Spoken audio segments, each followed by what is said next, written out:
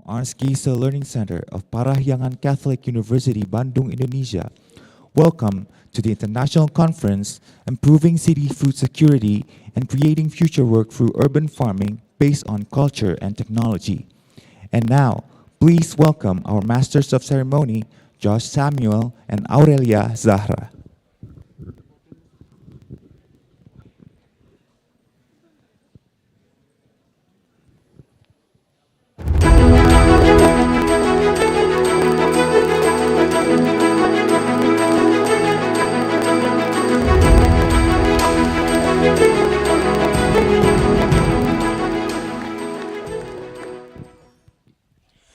Greetings, ladies and gentlemen.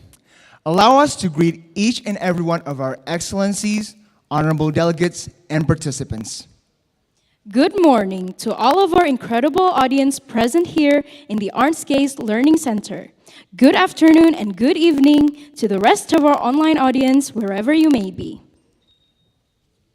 Welcome to the U20 International Conference 2022, Improving City Food Security and Creating Future Work Through Urban Farming Based on Culture and Technology.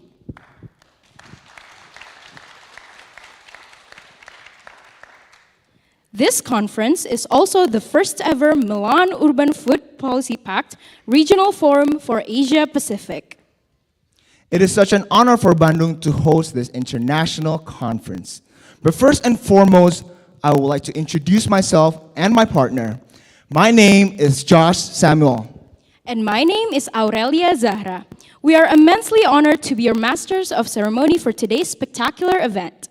We are very delighted to be here in front of all of our honorable guests, even more so as we are gathered here at the Arntz Geise Learning Center from the beautiful city of Bandung, West Java.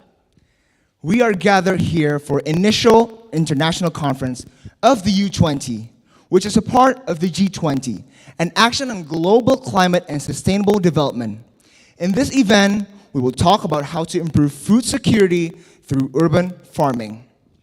As we all know, this conference is also the first regional forum in Asia Pacific for the Milan Urban Food Policy Pact, also known as MUFPP. The Milan Urban Food Policy Pact is a commitment of more than 200 mayors worldwide that are working to transform their city's food system by defining innovative urban food policies. Now, before we get to the opening ceremony, we need to inform a series of rules to our audience here in the Arntz Geise Learning Center. It is forbidden to bring food and drinks into the auditorium area. Please make sure your cell phone remains silent. The use of video and image recording equipment must be with the approval of the event organizer. It is mandatory to maintain cleanliness within the scope of the auditorium. Next, it is forbidden to bring dangerous, toxic, or other items that have the potential to cause odor and fire in the auditorium area. It is mandatory to maintain the auditorium facilities from all damage and loss, and must indemnify all losses caused either by guests or visitors of the auditorium room. Lastly, you must comply with applicable safety, fire, and health protocols. Please remember to always abide by the rules stated before to help us run this event as smooth as possible. We would also like to inform you that our staff and committees have been tested negative for COVID-19. For mandatory safety measures, please keep your mask on at all times. So now, without further ado, let's go ahead and start the U20 International Conference 2022 with an Indonesian traditional dance performance from one of Parahyangan Catholic University's very own student activity units known as Listra.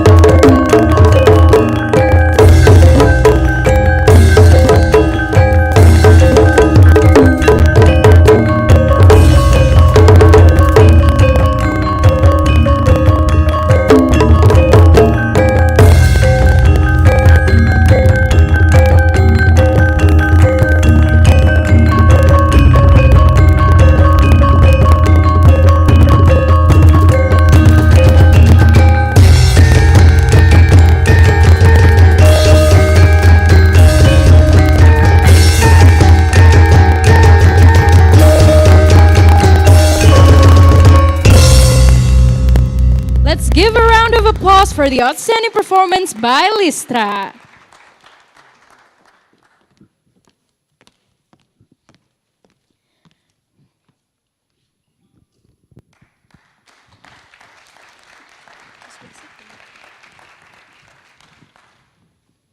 Thank you for showing all of our audience here the beauty of Indonesian culture through our stunning traditional dance.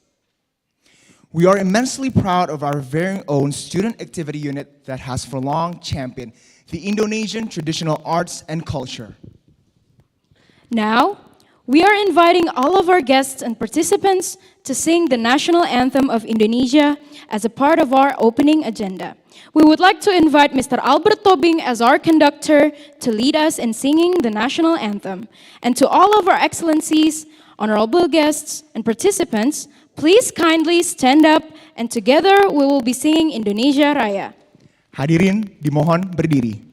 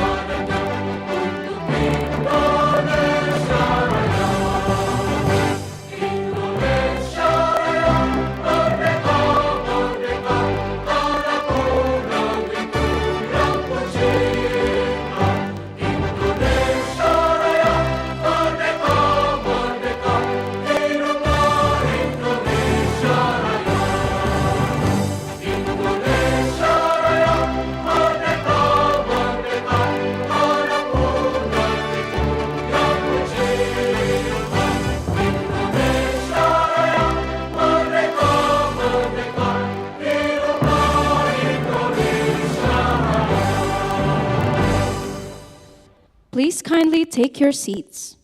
Hadirin dipersilakan duduk kembali.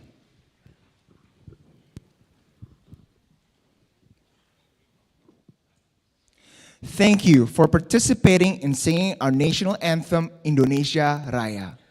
Next in our agenda, we will be entertained by a Sundanese traditional ceremony known as Tarawangsa. From the Sundanese culture, Tarawangsa is a ceremony of respect and gratitude for good harvest. Bringing this special performance to our venue, please welcome Gentra Gentra Wirahma. Wirahma.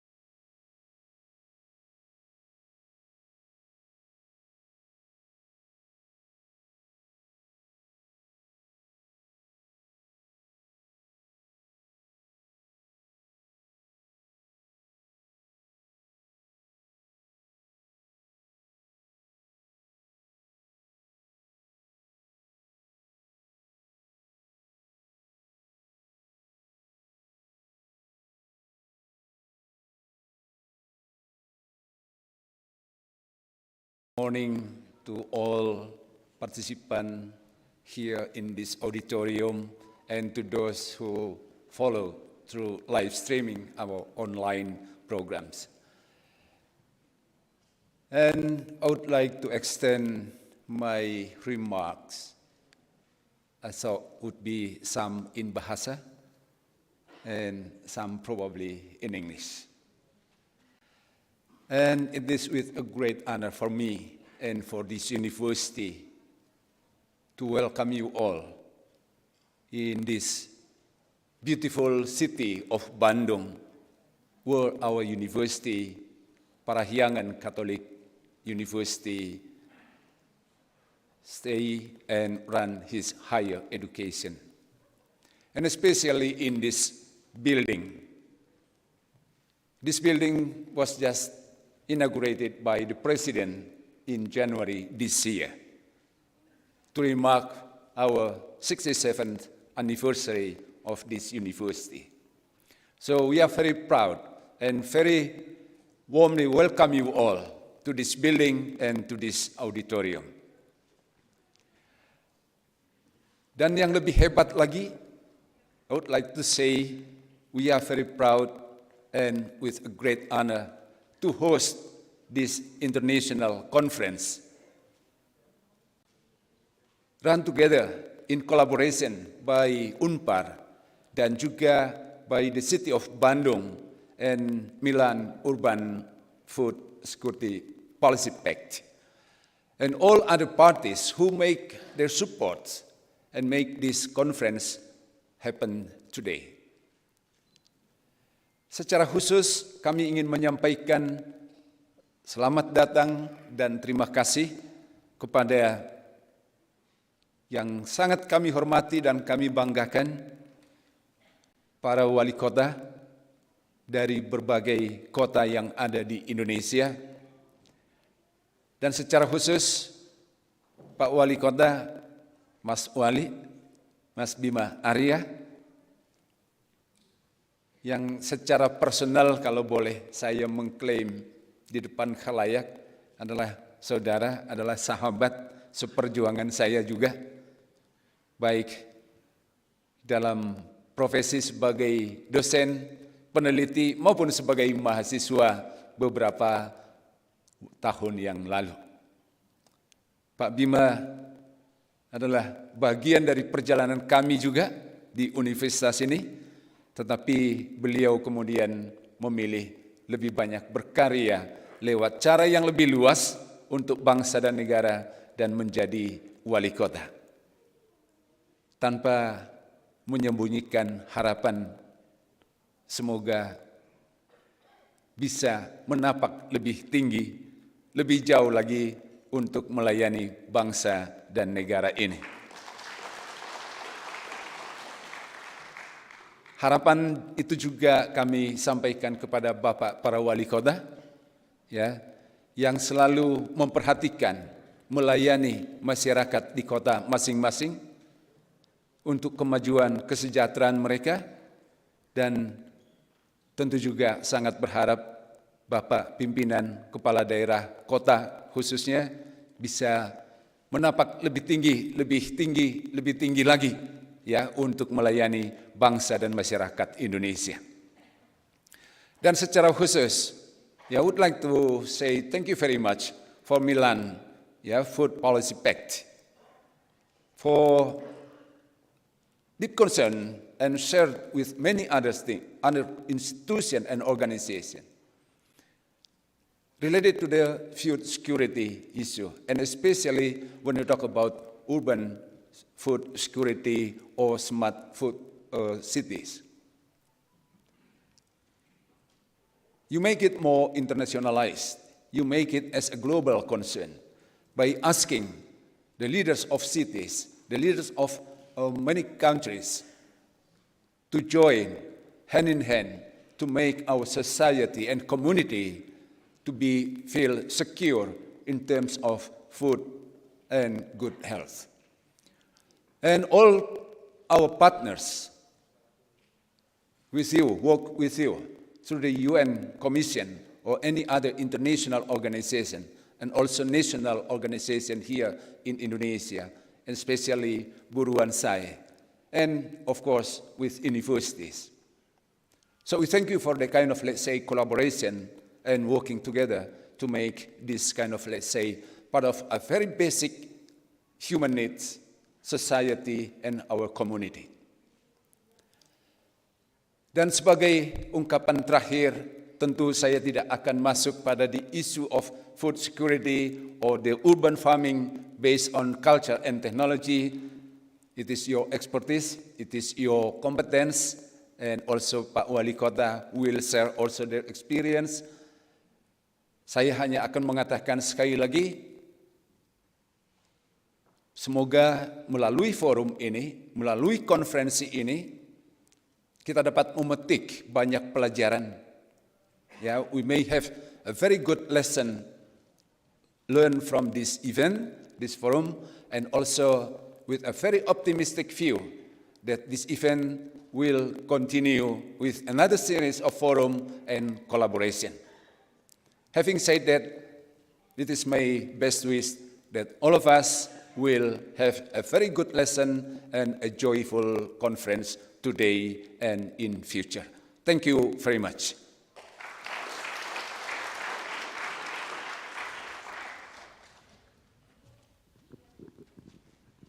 Thank you very much, Mr. Situmorang, for the remarkable speech. We have been blessed with the opportunity to be able to hold this astounding conference on our campus.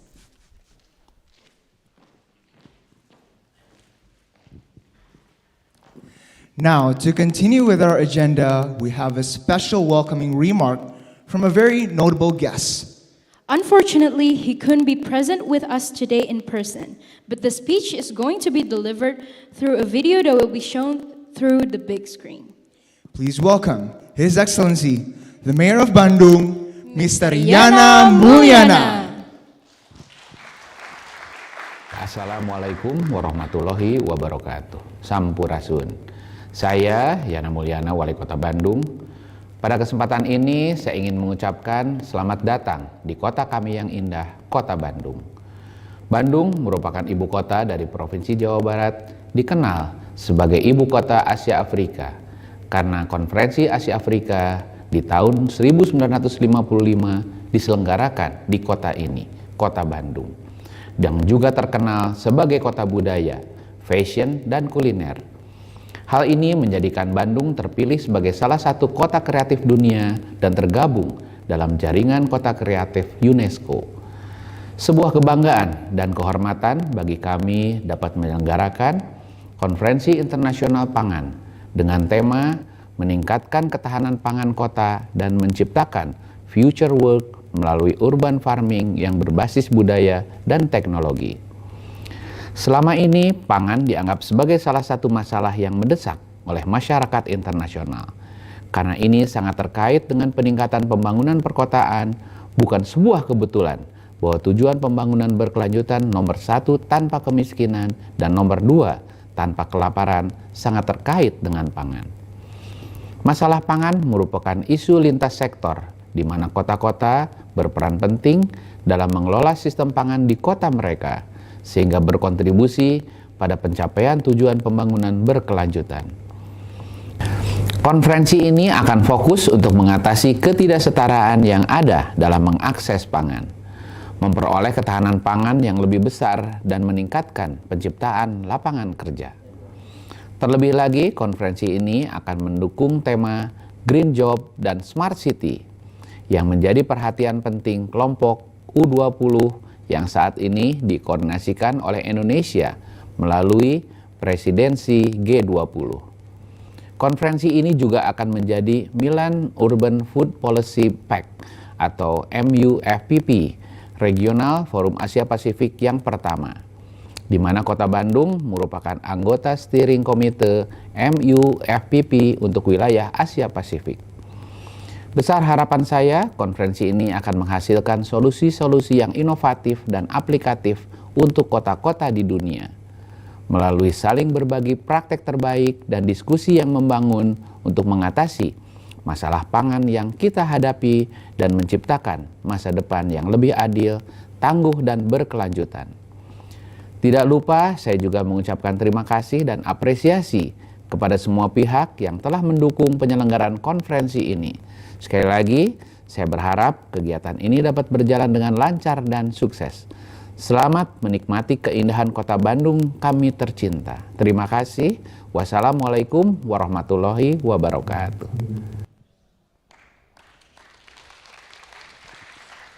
Our sincere thanks to Mr. Mulyana for delivering a very wonderful speech.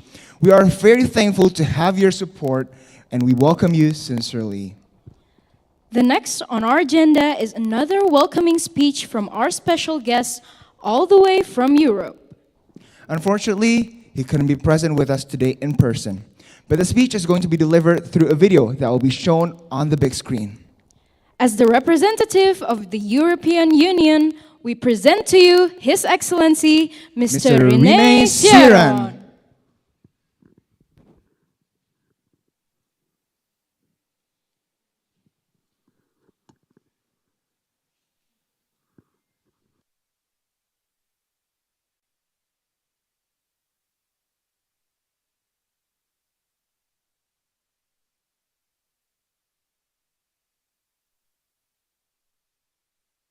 Good afternoon. Hello. Good morning. I hope you can hear me. Good morning, dear Honorable Dr. Muhammad Ridwan Kamil, Governor of West Java, Honorable Yana Mulyana, Mayor of Bandung City, Honorable Maganda Situmorang, Rector of the Parahyangan Catholic University, the representatives from the cities in Indonesia, Asia and EU joining us today online and on site, distinguished guests, ladies and gentlemen, good morning and good afternoon. On behalf of the European Union delegation to Indonesia, it is my utmost pleasure to welcome you here today to the first Asia-Pacific Regional Forum of the Milan Urban Food Policy Pact MU-FPP.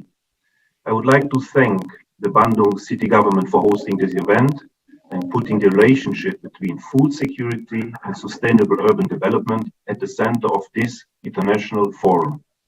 Also special thank you to the Milan Urban Food Pact or the MU-FPP colleagues for inviting us to this forum and for their strong commitment to the EU-funded International Urban and Regional Cooperation or IURC project. We'll come back to this later. As the European Union in its Farm to Fork strategy states, the COVID-19 pandemic has underlined the importance of a robust and resilient food system that functions in all circumstances and is capable of ensuring access to a sufficient supply of affordable food for citizens. Even after the pandemic, this is still very, very relevant. The increasing occurrence of droughts, floods, forest fires, and new pests are a constant reminder that our food system is under threat and must become more sustainable and resilient. Just a few weeks ago, the G20 leaders agreed to strengthen the resilience of the global food system to cope with supply disruptions, which driven food prices to record levels in the challenging international context. As we can see in today's regional forum, there is an increasing movement by cities in taking concrete steps to improve food security. This also matches with the Farm to Fork strategy of the European Union, which was launched already 2 years ago as part of the European Green Deal. This strategy aims to making food systems fair, healthy, and environmental friendly. It brings sustainability to the heart of each step of the food value chain. Across many European cities, citizens are already engaging in many urban farming initiatives. Also, the business sector, such as restaurants and supermarkets, are actively contributing to food security by avoiding waste and converting collected food waste into sustainable energy. New technologies and scientific discoveries, combined with increasing public awareness and demand for sustainable food, will benefit us all stakeholders.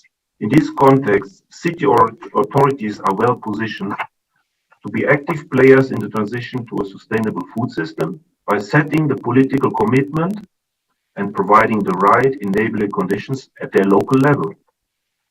Today's event will allow us to discuss the challenges and solutions concerning the urban food system in Indonesia and Asia. as well as get some inspiration from European cities.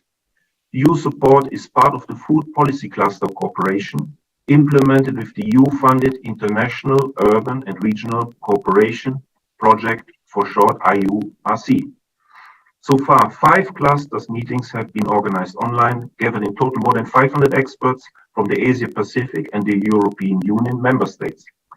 Today, we are particularly happy to support the city representatives from Malaysia, Seberang Perai, to join the meeting on-site as a result of their engagement in the food policy cluster of the IURC program.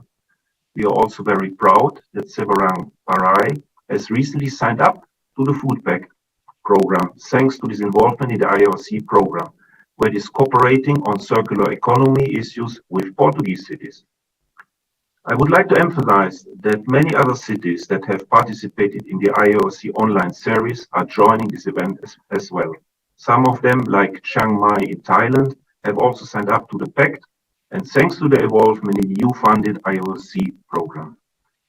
We are also very happy to involve the EU-funded Global Covenant of Mayors for Climate and Energy, the GCOM, in today's discussions, emphasizing indeed the relationship between urban food systems and climate change. In Indonesia, the GCOM works with 24 cities to reduce the CO2 emissions and adapt to climate change by developing climate action plans. I wish to conclude my remarks by thanking the Bandung and the Milan city governments for supporting the EU-funded IORC project, which reflects indeed the EU's concrete commitment to supporting Indonesia's sustainable urban development. I wish you a very fruitful discussion and thank you for your attention. Terima kasih banyak. Thank you, Mr. Rine Sierron. We are immensely grateful for your support in this conference. Now, to continue with our agenda, we have another welcoming speech from a very special guest all the way from Milan.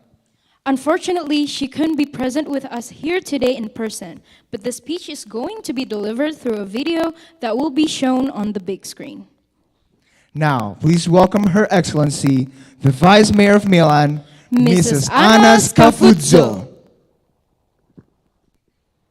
Dear Mayor and city delegates, distinguished authorities and representatives of the international organization, ladies and gentlemen, I'm Anna Scafuzzo, Vice Mayor of Milan, in charge of the food policy. And on behalf of the Mayor Sala, Chair of the Milan Urban Food Policy Pact, I am pleased to deliver this message on the occasion of the first Milan Pact Regional Forum in Asia Pacific that is happening in Bandung within the Indonesia G20 presidency. I would like to thank Mayor Muliana for taking the lead to organize such an important event, to stimulate Milan Pact's regionalization process, and to commit cities to further work together on urban food policy. Thank you. Bandung is a pillar city in the Milan Pact Steering Committee, giving a strong contribution for the development of urban food policy in this region. Bandung is at the forefront of developing a widespread approach to urban farming through Buruan SAA, a model that I hope could inspire the cities attending today. We are aware that regional fora can serve as a trigger for furthering changes and joy advancement in urban food policies. Over the last couple of years, the Milan Pact Secretariat have been working even harder on enriching the membership in the region and enhancing knowledge transfer among Asia-Pacific cities, which seem to be every day more engaged in the network.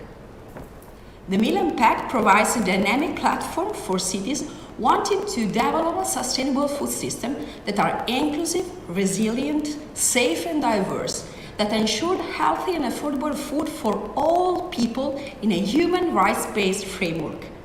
Given this holistic approach that the Milan Pact has, I am particularly pleased that the theme chosen for this forum is improving city food security and creating work through urban farming based on culture and technology.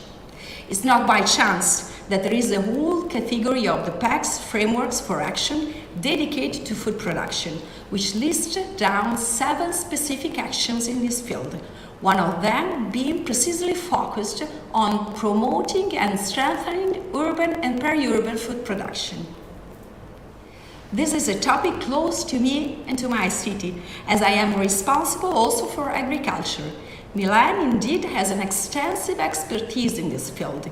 We manage directly more than 1,000 hectares all around the city. Our agricultural system is a crucial driver of our food policy. We are committed to innovating it continuously by introducing experimental farming methods and technology that create good jobs while respecting the environment, such as carbon farming, cover land, and precision farming. At the same time, we are working to restore ancient methods of food production developed in Milan during the medieval era. For a very long time, this knowledge went lost. Now, also with the support of our universities, we are restoring ancient farming practices with very sophisticated exploitation of water. I am sure that the debates resulting from this first Milan Pact as a Pacific Regional Forum will advocate the G20 on the key role of cities in improving access to food and building more sustainable and just food systems. I see this event also as a meaningful handover among the Italian and Indonesian G20 presidency, whose relations have always been founded on friendship and mutual respect. Let me also take the chance to thank the governor of West Java, co-governor of the U20, the Parahyangan Catholic University, the European Commission, and Rikolto that strongly contributed to make this event possible. I wish you all a fruitful regional forum that is a very important milestone for our community. Thank you very much.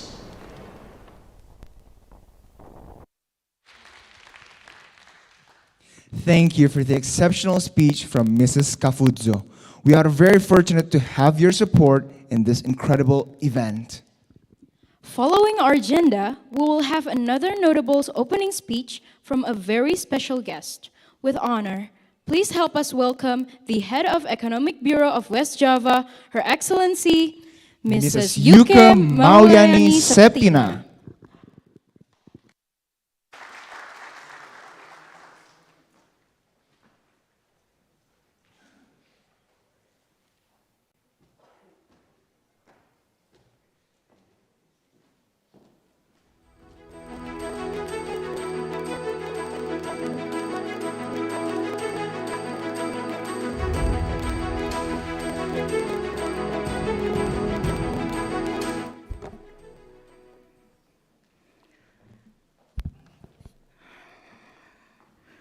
Bismillahirrahmanirrahim. Assalamualaikum warahmatullahi wabarakatuh.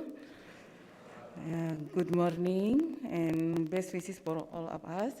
I'm sorry, Governor of West Java not here with us. Saya sampaikan sebelumnya puji syukur, alhamdulillah kepada Allah Subhanahu wa taala kita diberi kesehatan dan bisa berkumpul bersama pada acara ini, konferensi internasional kaitan dengan meningkatnya keamanan pangan perkotaan. Praise and thankful for the presence of God of this day, the event can be performed international conference in improve city food security.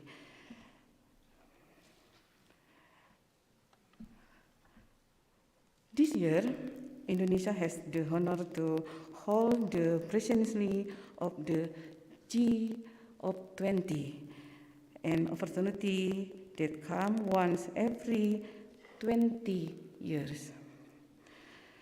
The current 20 presidency theme, Recovery Together, Recover Stronger, is expected to encourage and motivate the Indonesian people, especially in West Java, to participate more actively in national development program based on the collaborative effort of both leaders in promoting more inclusive and sustainable growth. West Java is of the biggest and highest population province in Indonesia, almost 50 million. saya translate ke bahasa Inggris, mungkin Bapak dan Ibu sudah tahu ya, bahwa Jawa Barat itu memiliki penduduk yang sangat banyak. Dan kami memiliki 27 kabupaten kota, 18 kabupaten kota, 18 kabupaten dan 9 kota.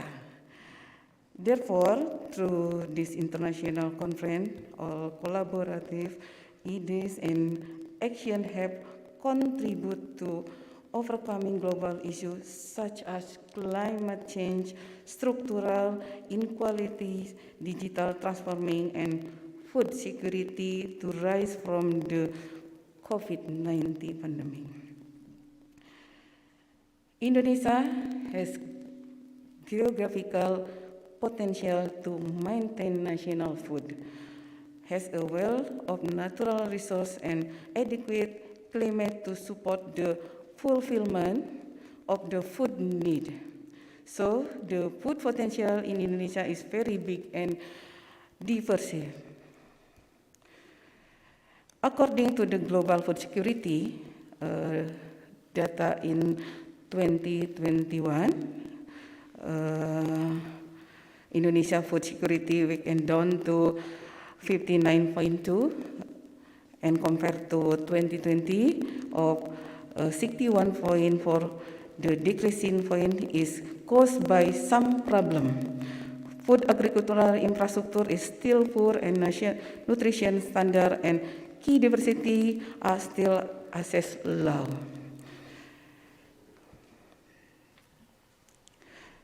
West Java has various food sources that can be used or processed into one of West Java icon in the food and culinary field. West Java community have a creativity in processing food to produce new product innovation. West Java make the concept of digital rural to make a digital inclusive economy. For example, is West Java feeding fish and livestock and watering plant use mobile phone. Then we are determined and will focus to manage everything related to food security. This is because only the food and digital sector can grow when other economic sectors are down during the COVID-19 pandemic. This program, Petani Millennial, is one of the innovation for the future. This program objective to attack the millennial generation, to bring change in the agriculture sector of the future. I hope this international conference can bring new innovation in the food and agriculture sector, which we can cherish now and for the next generation. That's all that I can say. Thank you for your attention. Wassalamualaikum warahmatullahi wabarakatuh.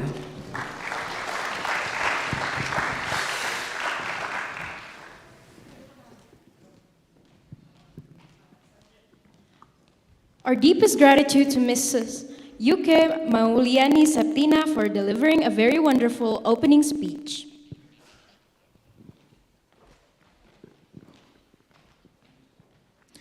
For the next one, to address another opening remark, we would like to invite to the podium His Excellency, the Chief of Apexi, Mr. Bima Arya Sugiarto.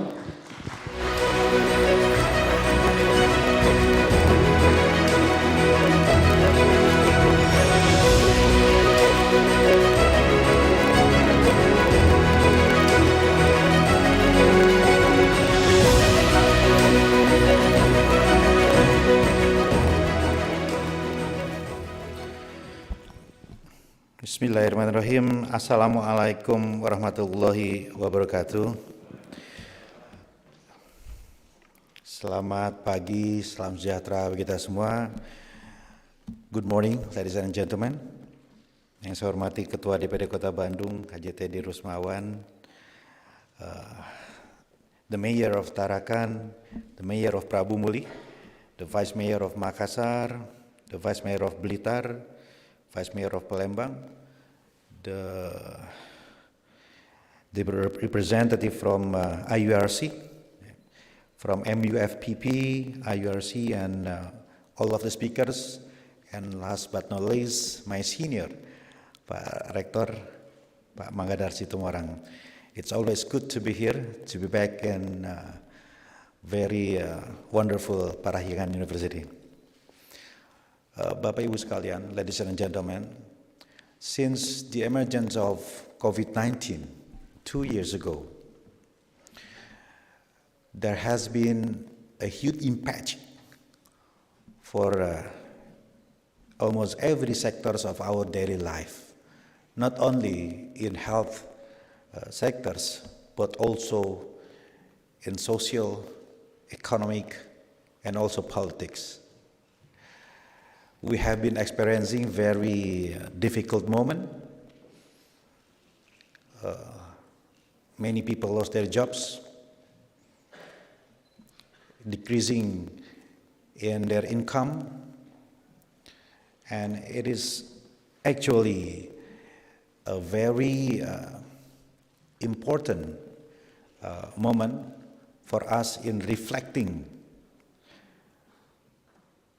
what we have to do, what we have to prepare for many years to come in the future.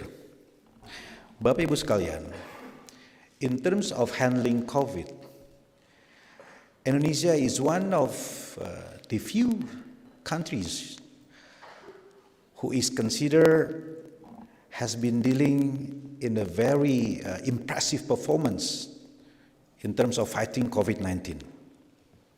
And what is the best recipe behind our success? And what is actually the Indonesian way in handling of COVID-19? I'm sure that so many possible answers in responding that provoking questions. But I personally believe that the magic of collaborations, the beauty of pentahelix are behind the Indonesian success strategy, success story in handling COVID-19.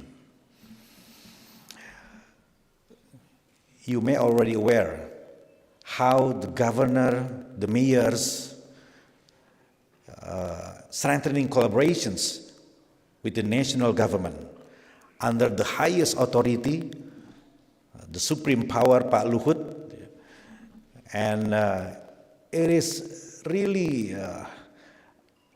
interesting to see how the government can collaborate with many sectors in the society, not only with the doctors, not only with the economics, but also with communities, with the youngsters, with the millennials, with the young generations.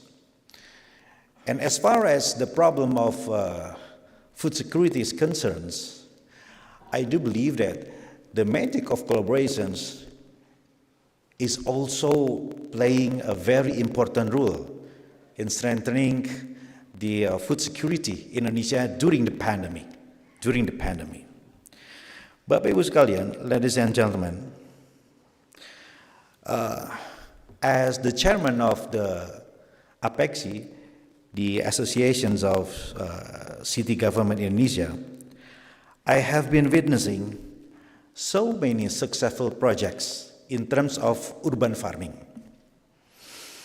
Cities have innovated to achieve and maintain food security by adopting urban farming. It includes the cultivation, processing, and also the distributions of urban food materials. We have been witnessing not only the farmers and also the officials, the government official involving in this urban farming, but also the young generations. Student activists, they tend to focus more on productive activities instead of doing mass demonstrations because it was forbidden during the PPKM. In the city of Bogor, we are introducing the movement called Bogor berkebung, Bapak Ibu sekalian. Bogor berkebung or Bogor gardening. And since this innovation started, the number of farmer groups or KWT, kelompok wanita tani and so on and so forth, has grown quite significantly. Before Bogor gardening movement took place, there were 227 groups. And today, I'm proud to say that it has become 330 groups, or additions of 103 groups of farmers.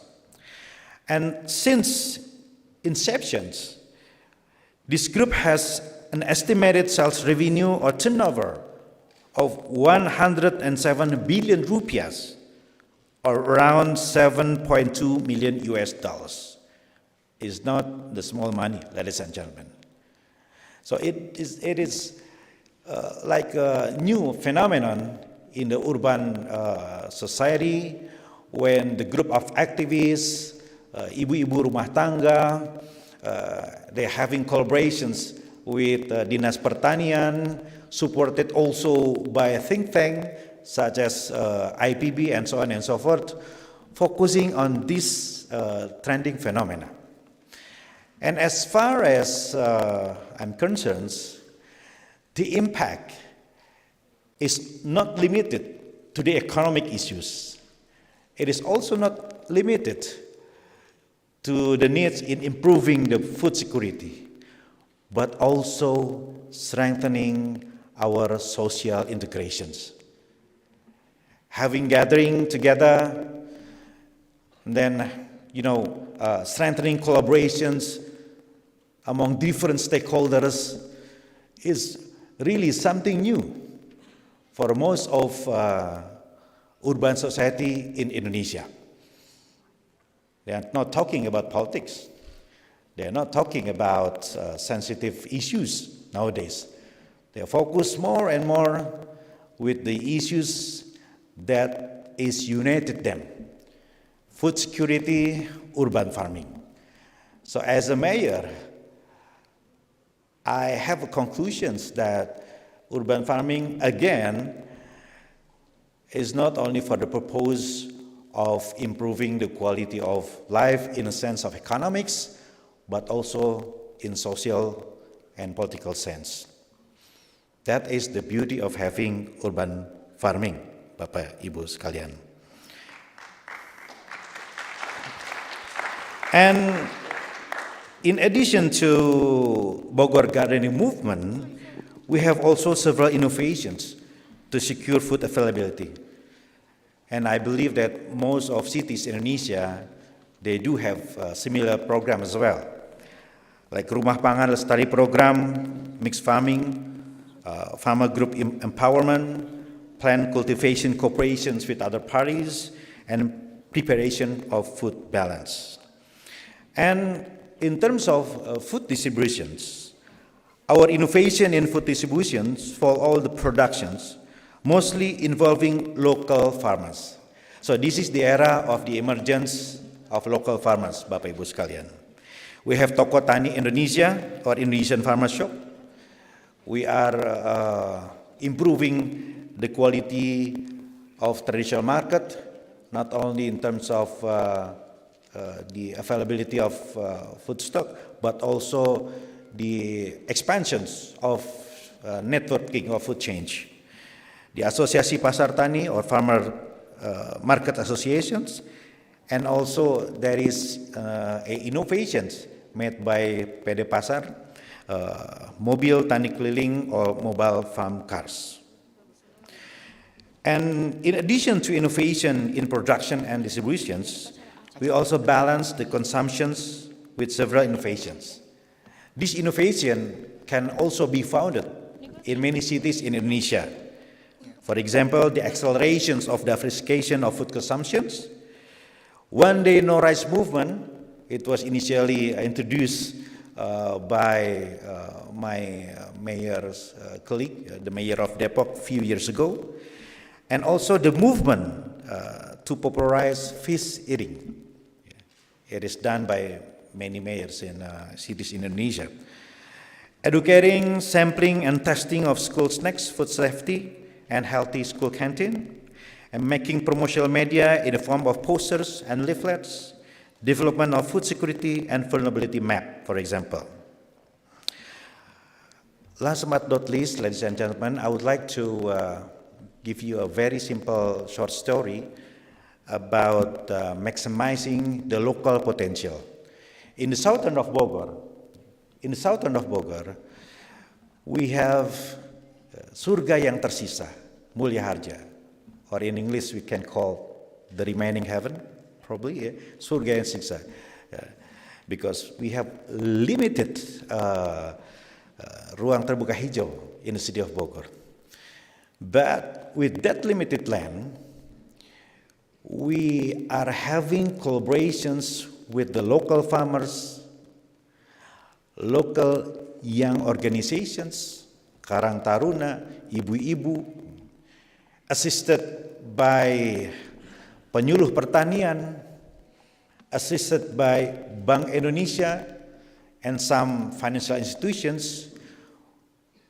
We are developing not only organic activities, padi organik, tetapi juga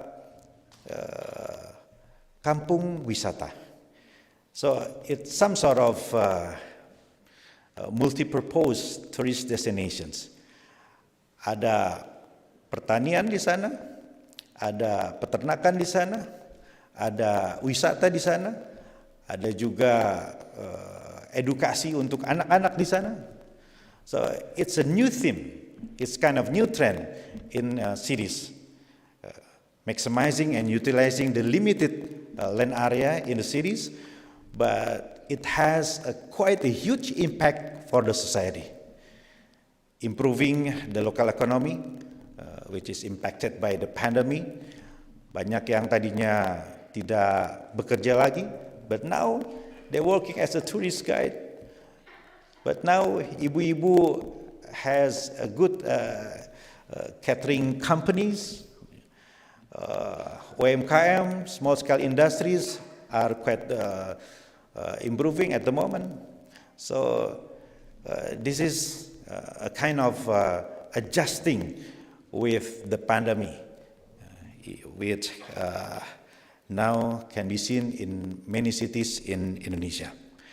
Ladies and gentlemen, Pak Rektor, Bapak Ibu sekalian, I believe that this conference can be very fruitful, not only in terms of exposing a discourse about strengthening food security, but also inspiring the younger generation. Because food security needs regenerations. Food producers need regenerations. It is the era of, collaborations. The government cannot do all alone. Mayors need young generations. Mayors need universities. Mayors need ideas from stakeholders within the society. So that's the importance of having this conference. So with that remarks, with the blessing of God Almighty, I think let's start this important conference, and thanks to Pak Mangadar and Universitas Parahyangan for hosting this very important and historical conference. Thank you very much. Thank you for the very wonderful speech. Untuk Bapak Bima Arya Sugiarto, dimohon untuk tetap berada di panggung untuk acara selanjutnya.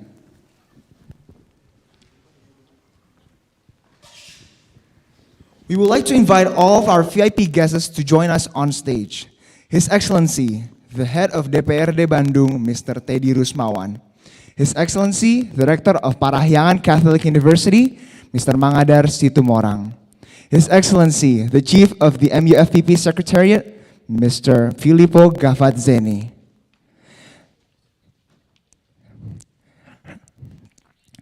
The head of Economic Bureau of West Java, His Excellency, the Deputy Dean of Parahyangan Catholic University, Mr. Pius Sugeng Prasetyo.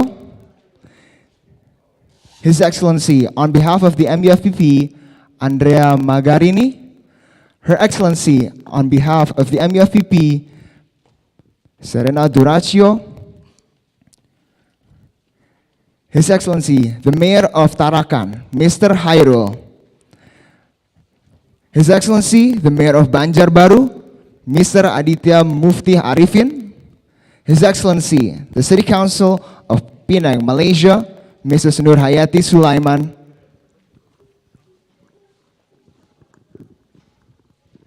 His Excellency, the City Council of Seberang Perai, Mr. Chiu Eng Seng. Her Excellency, on behalf of the IURC, Mrs. Jacqueline Chang. Her Excellency, on behalf of the IURC, Mrs. Dini Laraswati. His Excellency, the Chief of DKPP of Bandung City, Mr. Gingin Ginanjar.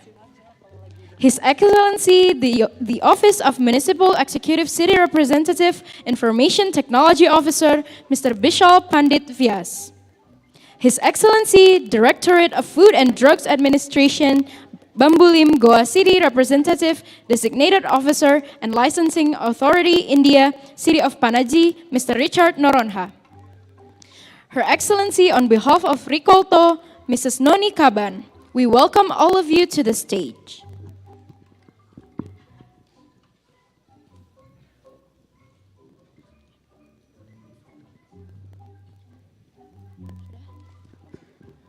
On the count of 3, we're going to play the angklung together.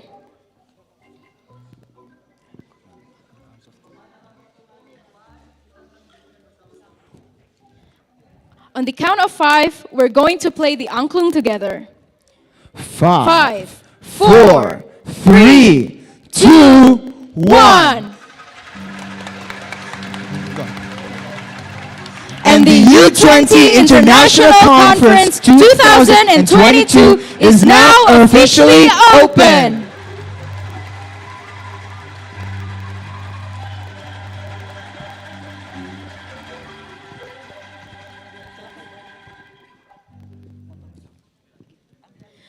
Now, to preserve a memoir of this astounding event, we're going to take a group photo session. To all of our VIP guests, please kindly stick around on stage for the group picture, and we would like to ask the help from the documentation team to start the photo session. Untuk Bapak Ibu sekalian, dimohon untuk tetap berada di atas panggung untuk sesi foto. Terima kasih.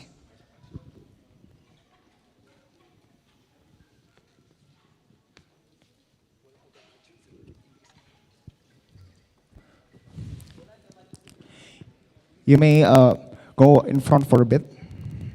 Step forward for a little bit. Thank you.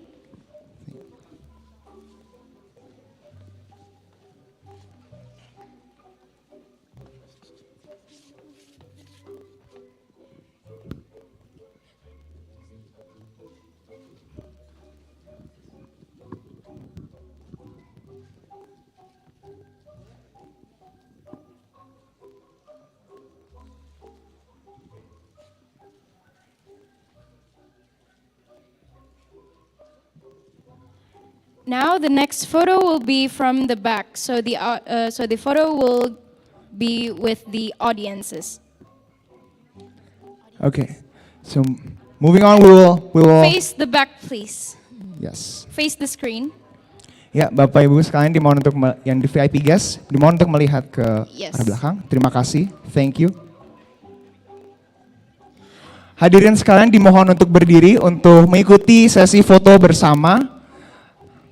Kamera akan ada berada di tengah, jadi mohon untuk sekalian melihat ke kamera di tengah.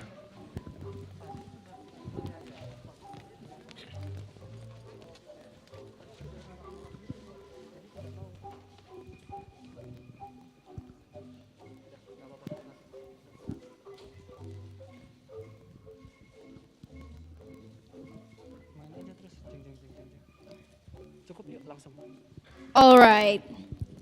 That's enough for the photo session. Let's move on.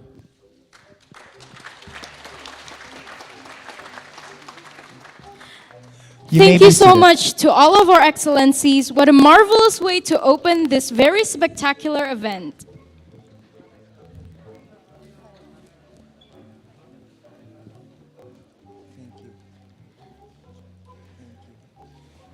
kasih Pak. Thank you, Mister. Yes, yes.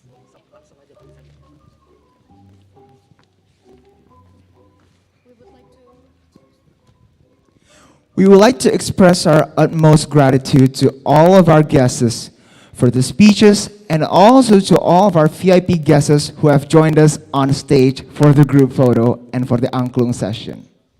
Now, continuing to our next agenda, we have a very special traditional music performance from West Java known as Arumba.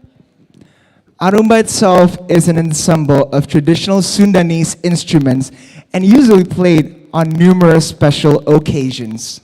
Welcoming the ensemble on stage, please give a round of applause for Saung Saung Ujo. Ujo.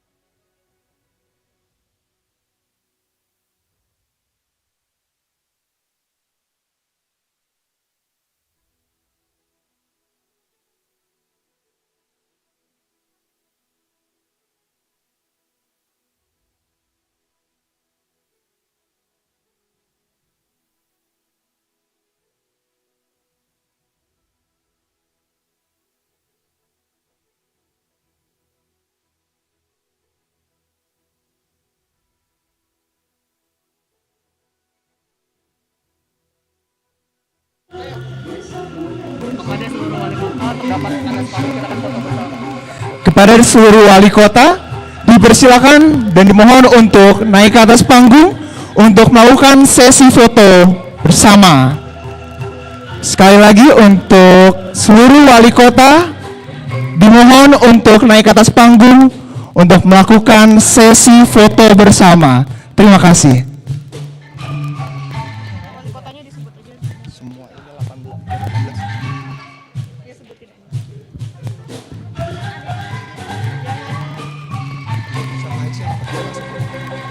Untuk seluruh wali kota dan wakil wali kota dan bupati yang hadir di acara ini, silakan naik ke atas panggung untuk mengadakan sesi foto.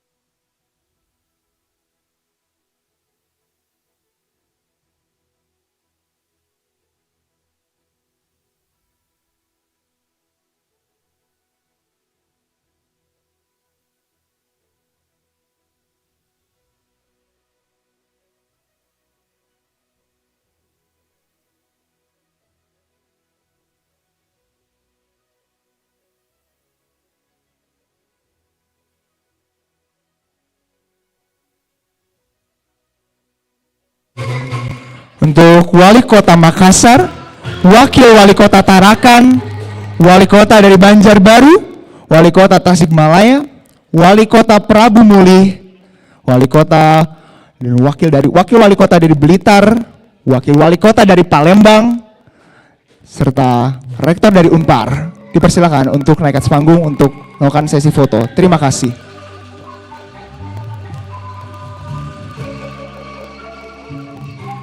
Juga untuk wakil wali kota Makassar, dimohon untuk naik ke atas panggung.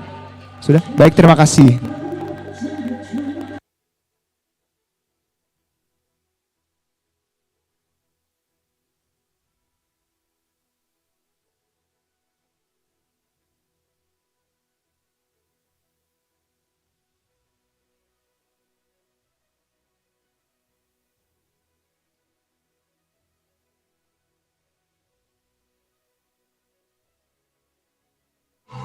Dimohon untuk menghadap ke belakang untuk satu kali sesi foto lagi. Baik, terima kasih.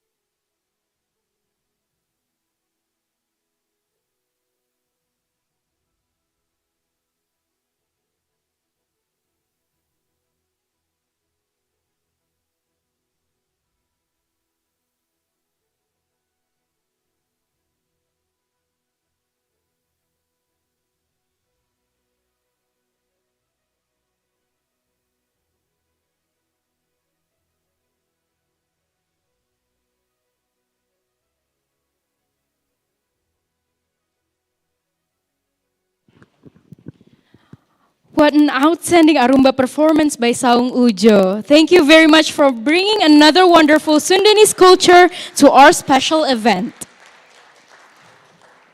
Thank you, Saung Ujo. Before we move on, we would like to inform to you that tomorrow we will have a full day of site visits which you might not want to miss. Registration starts today and you can register through the QR code shown on the screen.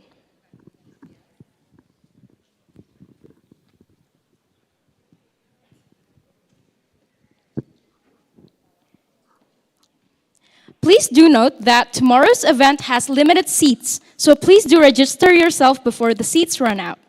We really look forward to seeing you at our site visit event tomorrow.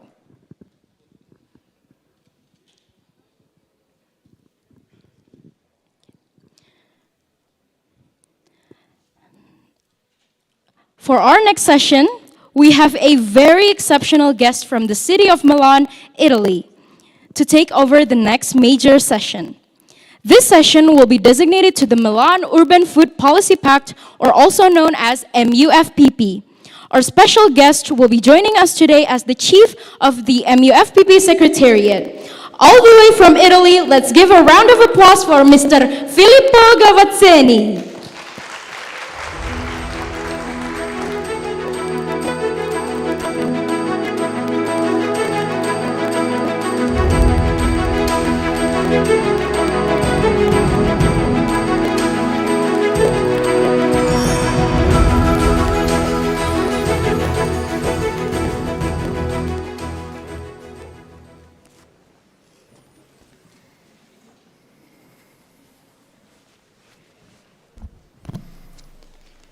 Assalamualaikum, selamat pagi, salam sejahtera bagi kita semua, Om Swastiastu, Namo Buddhaya, salam kebajikan.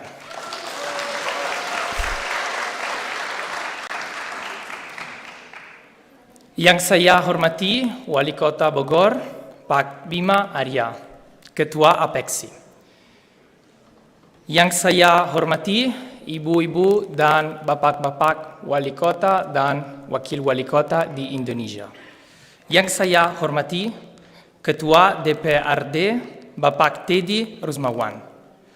Yang saya hormati Rektor Katolik Parahyangan Bapak Manggandar Situmorang.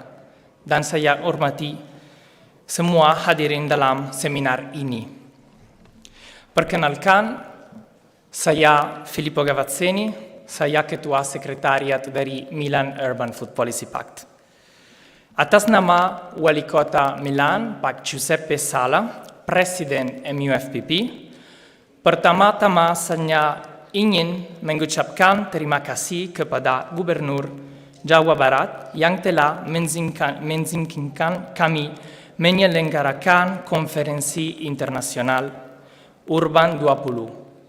Tentang pangan yang menjadi perhatian para pemimpin G20.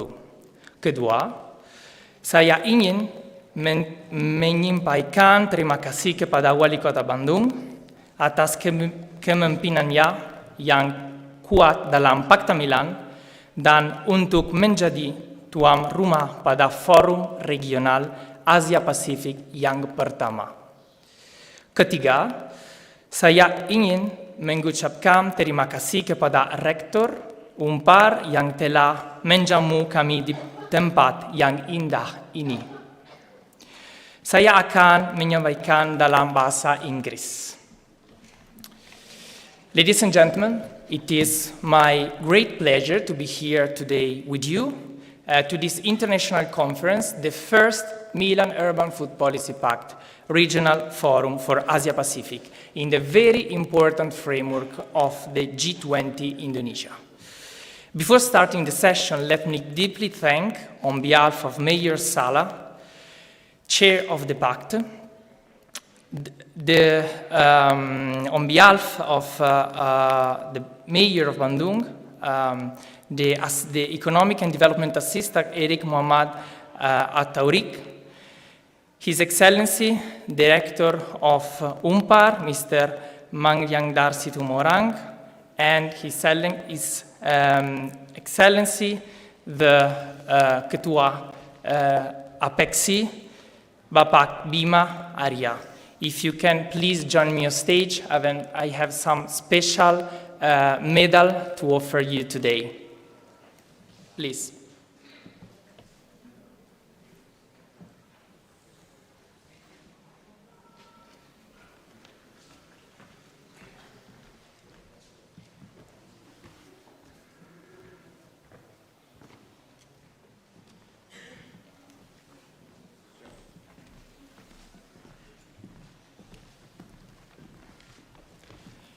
So the medals represent, it's the highest recognition from the city of Milan, and this is a symbol of our friendship and cooperation. Thank you very much for making this event possible.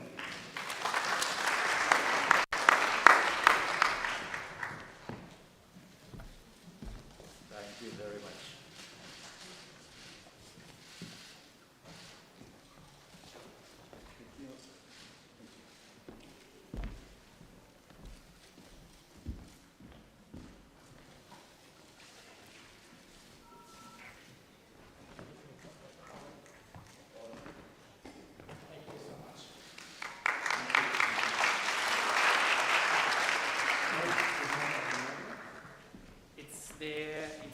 It's the medal of Milan. It's the highest recognition for friendship relation.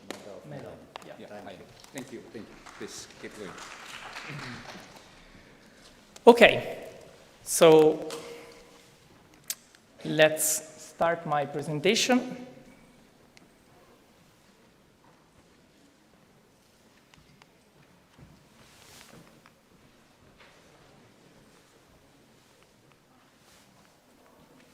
I think it's not working. Okay, yes. Okay, so the Milan Urban Food Policy Pact is a global commitment of mayor that see food as an entry point for sustainable development of growing city. Until now, it has been signed by more than 240 mayors from all around the world. We work, the Milan Pact Secretariat is a platform of knowledge exchange among cities in order to spur the creation of sustainable and inclusive food policies in our cities. We are working in different regions, in 6 regions. We are, of course, in the Asia-Pacific region, and we are supported by the city that has been elected in the steering committee, and Bandung is one of them. We are working through a tangible platform that have 37 recommended actions that are clustered in this 6 category of action. So you can see the holistic approach of the Milan Pact towards the urban food system.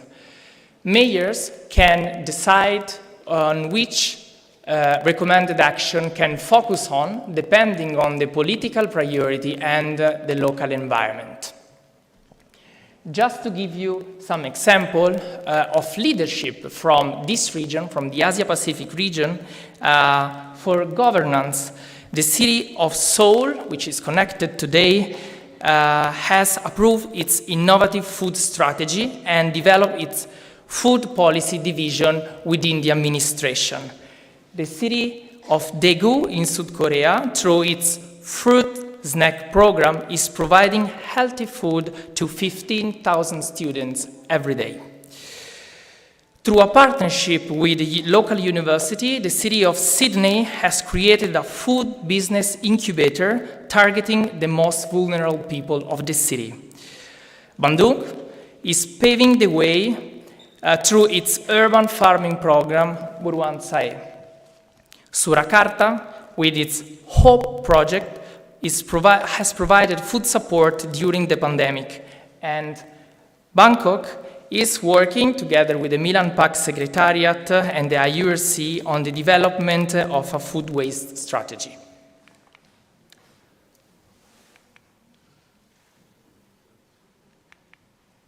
What's going on? Okay, it's the opposite, sorry. Okay, so how we know what cities are doing? through the Milan Pact Award, that is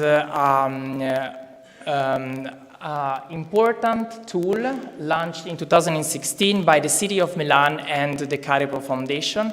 We ask signatory cities to submit food practices from all around the world, and every year an international jury of experts evaluate the most innovative practices.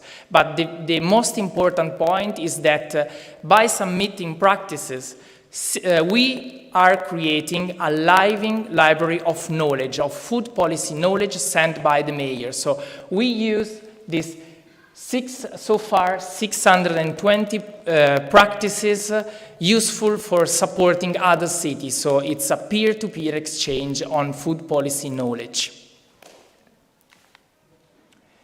We are not doing this alone. We are doing this with a wide array of actors that is supporting the Milan Pact, that is supporting all the signatory cities through experience, to knowledge sharing, and to provide opportunities. You can see from international organizations, private sector, stakeholders, NGOs, universities like Unpar and Rikolto with NGOs, and also city networks.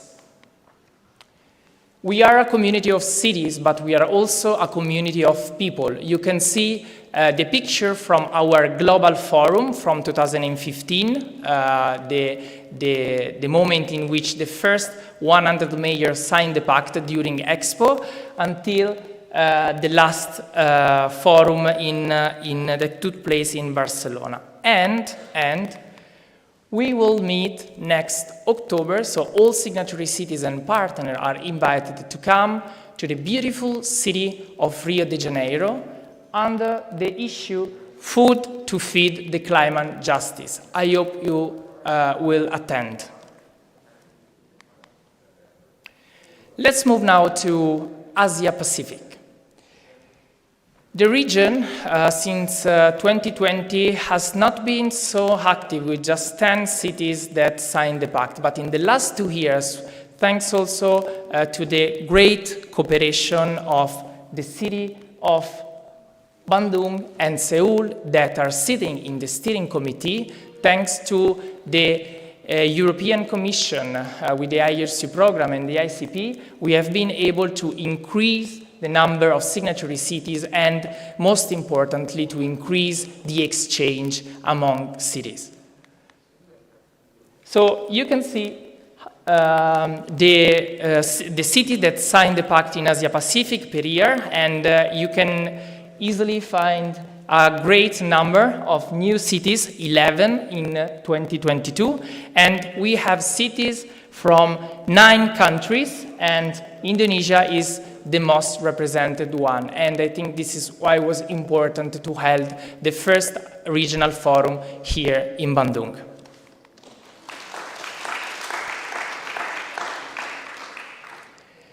So we have been exchanging knowledge, policies, and practices mostly online through a series of webinars developed with the IURC and through 2 international food policy conferences organized by the city of Seoul. So the Asia Pacific Food Policy Training, that is this initiative launched with the IURC, is a very important tool for knowledge exchange. This afternoon, in the best practice exchange, we will have the following session on food production. We have already held the first 3 on governance, sustainable diets, and social and economic equity. And together with the European Commission, we are organizing also study visit in Milan, in Bangkok, in Singapore, with Bandung, and in Chiang Mai on different issues of the food system. So finally, after many webinars, we are here today in person. It's a great pleasure. This has been an incredible event with quite 300 participants in person and online, 20 insightful speakers, and more than 20 cities represented here today. Also, I would like to remark, just to going to the conclusion, that the Asia-Pacific region has been very, very proactive by submitting many practices to the Milan Pact Awards. You can see in 2022 that Asia-Pacific cities submitted 18 practices, mostly focused on governance and social and economic equity. We'll see who the winner is at the conference in Rio de Janeiro during the Milan Pact Award ceremony.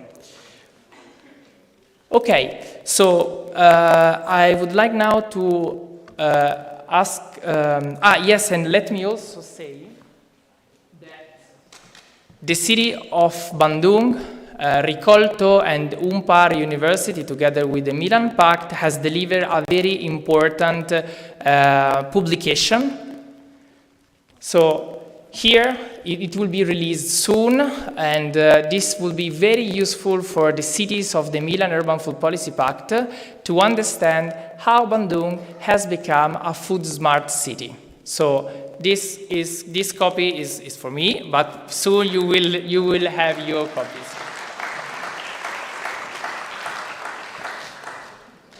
So it's now my pleasure to call on stage Mr. Andrea Magarini, the Director of the Food Policy of Milan, and Serena Duraccio of the Milan Pact Secretariat for a special moment, because we are welcoming new cities in the Milan Urban Food Policy Pact. Please.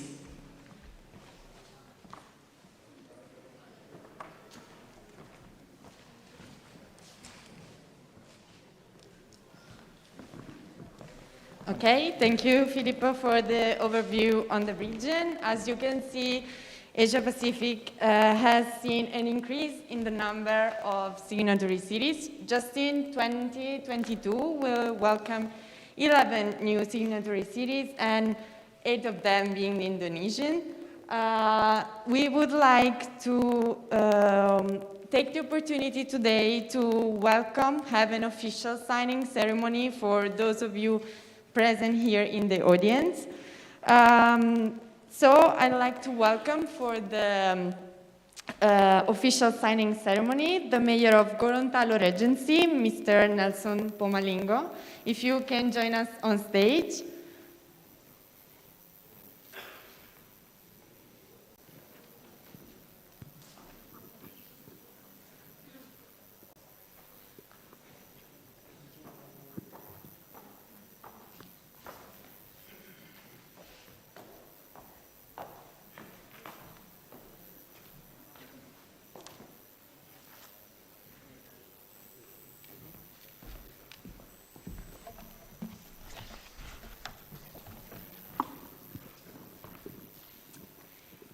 You can sign here, please.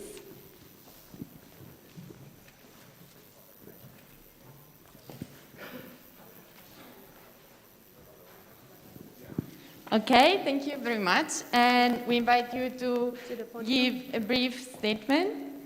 Silakan Pak, mungkin bisa disampaikan sedikit program yang akan dilakukan setelah bergabung dengan MUFPP. Silakan. Ya. Bismillahirrahmanirrahim. Assalamualaikum warahmatullahi wabarakatuh.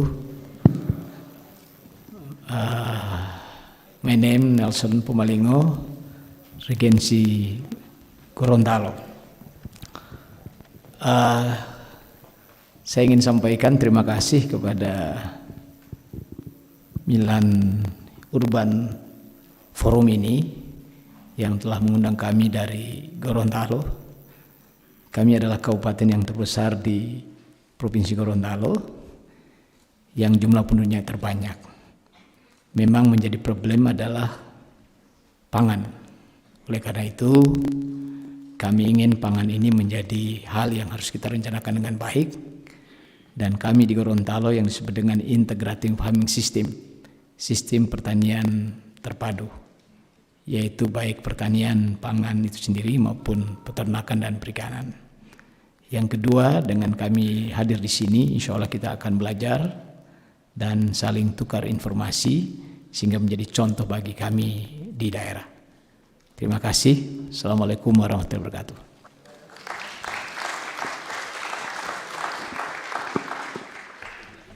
Thank you. Please. Okay. Next, we have the Mayor of Tarakan, Mr. Khairul. Please join us on stage.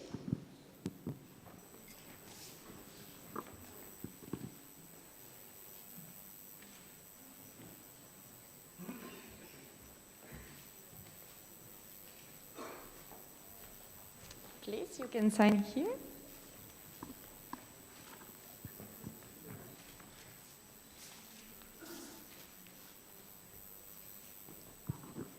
Please.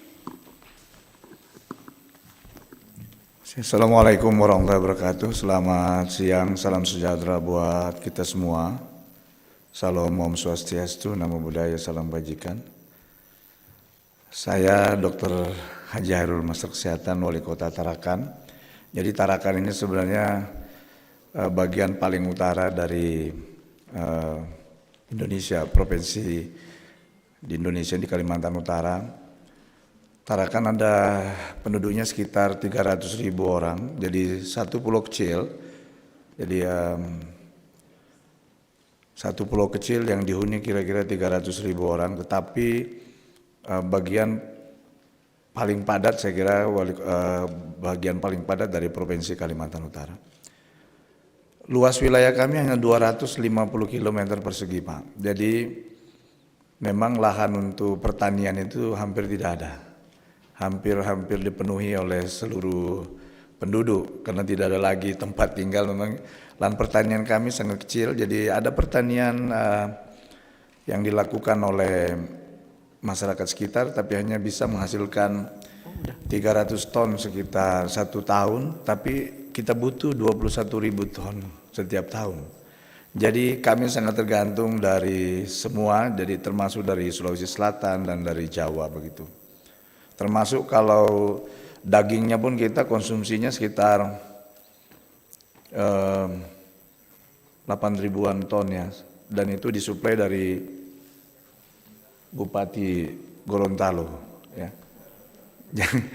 Jadi yang banyakkan tuh daging kami dari Gorontalo, Pak. Jadi dari Gorontalo.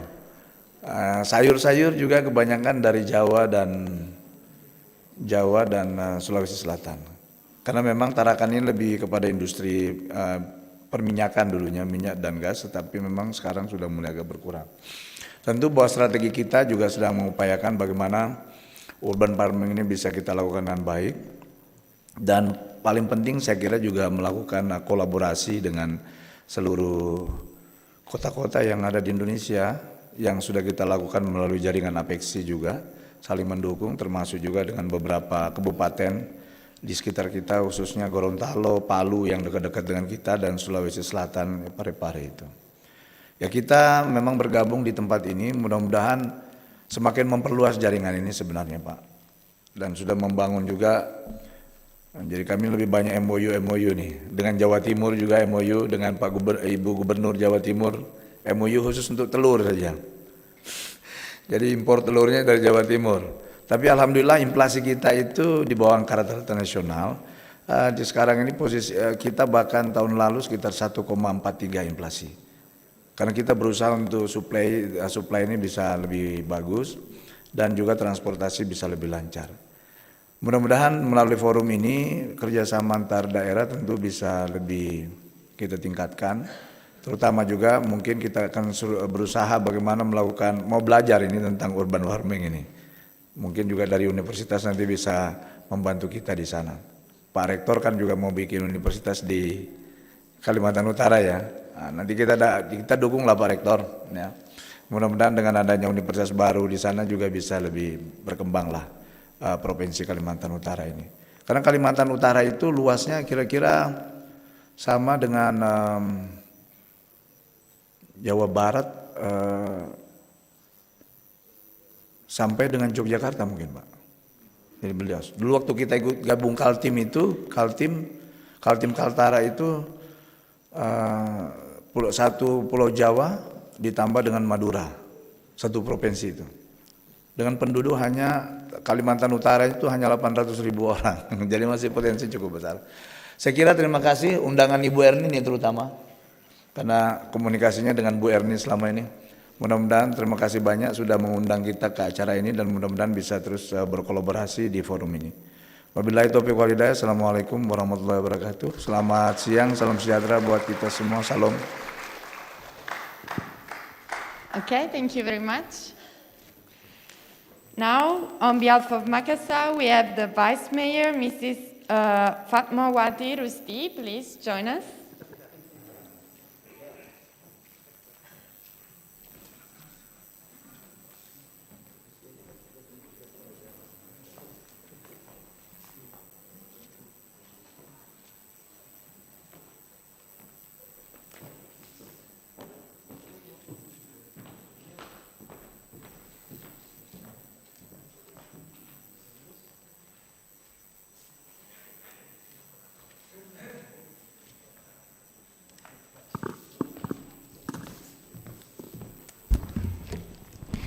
Bismillahirrahmanirrahim. Assalamualaikum warahmatullahi wabarakatuh.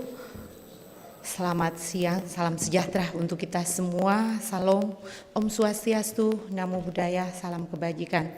Bapak Ibu yang saya hormati, jadi kami dari Kota Makassar, challenge kita itu yang terbesar adalah ketersediaan pangan karena dari aspek ketersediaan pemenuhan pangan secara keseluruhan dan berkesinambungan, kami masih membutuhkan dukungan dari kabupaten-kabupaten lain untuk pemenuhan pangan, bahkan dari luar Pulau Sulawesi. Dan yang selanjutnya juga dari aspek mutu dan keamanan. Jadi di sini bahwa produk pangan itu masih banyak tantangan mulai dari aspek biologis, kimia, dan jaminan keamanan yang belum sesuai dengan harapan. Nah, untuk itu dengan joinnya di forum MUEPP ini juga berkesesuaian dengan program pemerintah Kota Makassar yang saat sekarang ini sudah berjalan hampir 5 tahun dengan berbagai program untuk peningkatan produksi pangan dan peningkatan ketahanan pangan.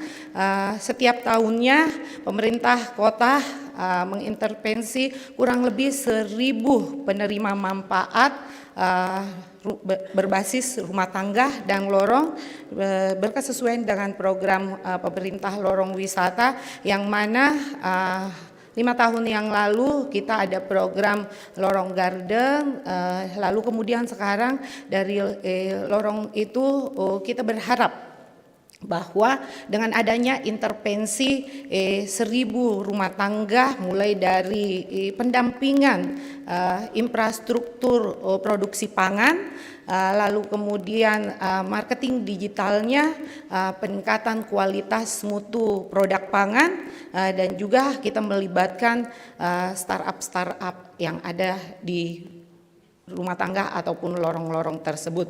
Jadi harapan kami atas nama pemerintah Kota Makassar dengan joinnya di forum MUEPP ini, kita berharap bisa banyak sharing ataupun MOU kerjasama yang bisa memberikan pendampingan kepada pemerintah kota, khususnya jaminan mutu kualitas peningkatan produksi pangan di Kota Makassar.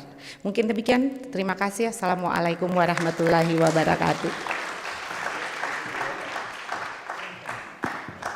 Thank you, and I now invite on stage a representative on behalf of the city of Bontang, please.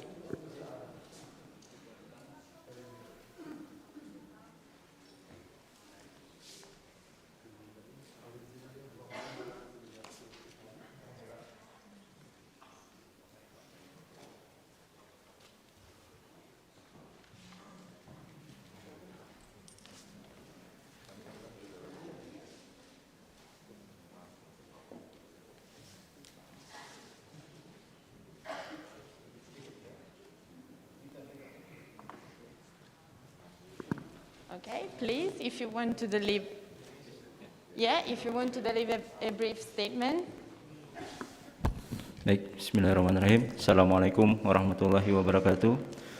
Selamat pagi dan salam sejahtera untuk kita semua. Shalom, Om Swastiastu, Namo Buddhaya, salam kebajikan dan tentunya salam sehat untuk kita semua. Mohon izin, saya mewakili dari Wali Kota Bontang yang hari ini belum bisa bergabung bersama kita, dan kami menyampaikan atas nama Kepala Daerah, atas nama Wali Kota menyampaikan terima kasih yang sebesar-besarnya kepada MU FPP. Kami telah dibolehkan untuk bergabung, dan tentunya Bontang adalah kota kecil, hanya 3 kecamatan, di situ adalah kota industri, jadi lahan pertaniannya tidak banyak ya, sekitar 10 hektar, jadi 90% produk komoditi pangan itu didatangkan dari luar. Nah, untuk ke depan kami juga dari Kota Bontang akan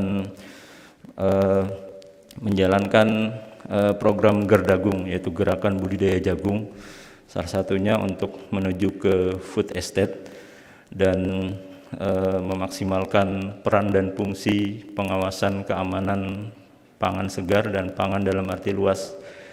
Dan kami juga mengucapkan terima kasih kepada panitia penyelenggara atas terselenggaranya acara ini, dan mohon maaf sekali lagi dari Kepala Daerah kami untuk pada kesempatan ini belum bisa hadir. Terima kasih, mungkin cukup sekian. Assalamualaikum warahmatullahi wabarakatuh dan selamat pagi. Okay, and now we have the third assistant on behalf of the Mayor of Banjarbaru, Mrs. Pusat Kencana. Please, can you join us?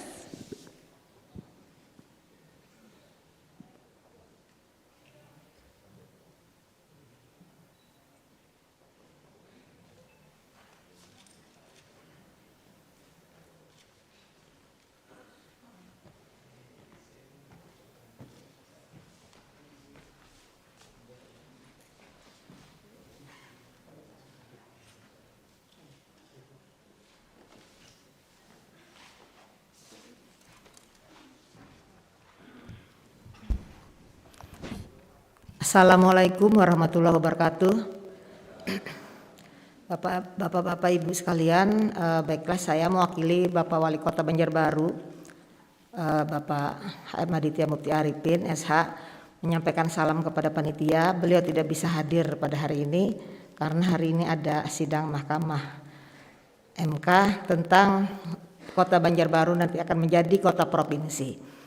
Jadi kami sampaikan bahwa Kota Banjarbaru ini dengan wilayah luas wilayah 371,4 km persegi mempunyai lahan pertanian sebesar 1.753 hektar dengan jumlah penduduk kurang lebih 270.000 jiwa.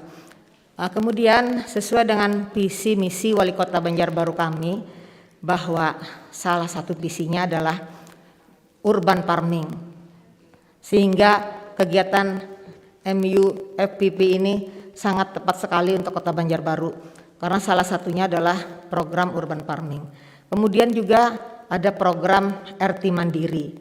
Nah, di sana di program RT Mandiri itu kebanyakan kegiatan adalah pertanian. Hari ini saya didampingi dengan Kepala Dinas Ketahanan Pangan. Kota Banjarbaru karena kota yang nomor 2 dari Kalsel, bandara di sana, kemudian alih fungsi lahan yang sangat tinggi, sehingga sangat diperlukan sekali adalah program urban farming ini.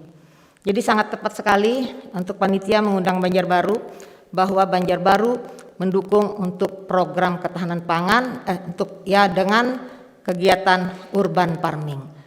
Dan di Banjarbaru memang terkenal dengan sawah dan ladang, terutama adalah produksi sayuran. Sayuran juga ada padi lokal, dan juga ada padi organik yang untuk menekan stunting ada di sana, Nutrijing namanya. Nah, mungkin itu saja, mudah-mudahan nanti kolaborasi yang baik ini untuk dapat meningkatkan program urban farming di Kota Banjarbaru. Sekian, wabillahi taufiq wal hidayah. Assalamualaikum warahmatullahi wabarakatuh. Thank you, please. And then we invite a representative from Seberang Perai, Malaysia, Mr. Chu Eng Seng.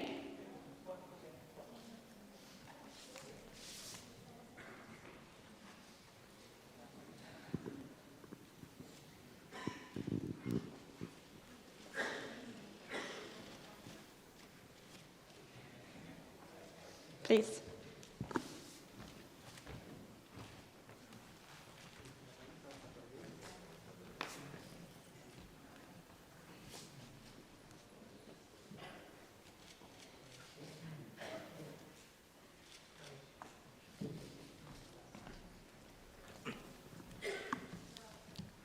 Good morning, ladies and gentlemen. Sebang Plai, Penang, Malaysia is indeed happy to be admitted as a member of the Milan Urban Food Policy Pact. And we are committed to improve our food security and food safety. We are determined to learn from other member cities to achieve sustainable development goals. Thank you very much.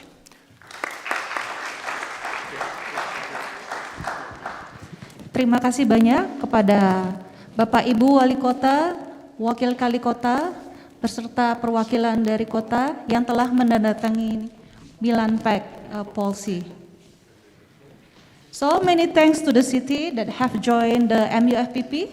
Hopefully the commitment of the cities that you lead can lead your city become a food smart city, and that can be realized through the activities of food urban farming, food security, integrated urban farming, and also about the city cooperation.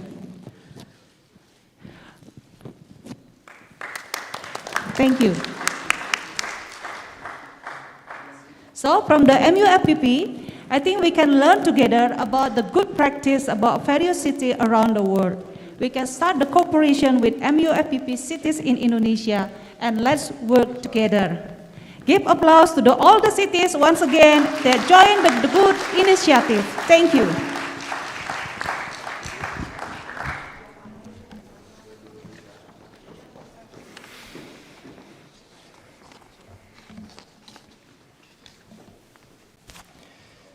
Thank you so much. We are very excited to welcome these new cities in the Milan Pact, and we are looking forward to meeting you in Rio de Janeiro for the Global Forum.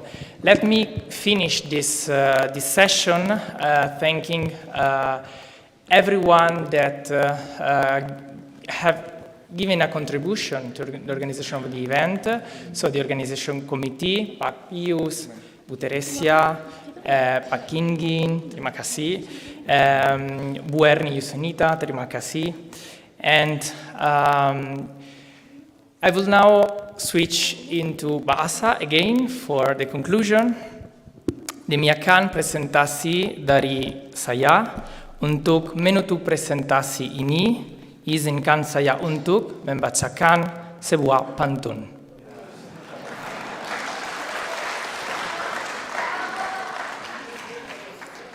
Wali Kota Milan, Pak Giuseppe Sala. Wali Kota Bandung, Pak Yana Mulyana. Terima kasih atas perhatiannya. Hatur nuhun ka sadayana.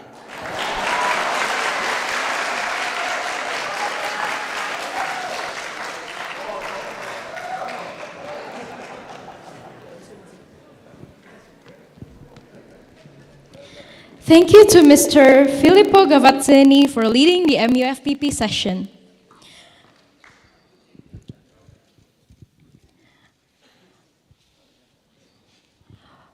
We would also once again kindly remind all of our honorable participants to register yourselves for tomorrow's site visit event. Please do note that tomorrow's event has limited seats, so please do register yourself before the seats run out. We really look forward to seeing you at our site visit event tomorrow. We would also like to inform you that in front of our auditorium, by this afternoon, we will have an open booth for Buruan Sae, and we would like to see you there in our booth in front of our auditorium, and we will see you there. We're looking forward to see you there in our booth. Now the time has come for lunch break, and we have prepared something for you. So, respectfully, please follow our staff as your escorts to the third floor of the Arntz Geise Learning Center to proceed for the lunch break. We'll be back with you right after the lunch break. We hope you have an awesome lunch. Thank you.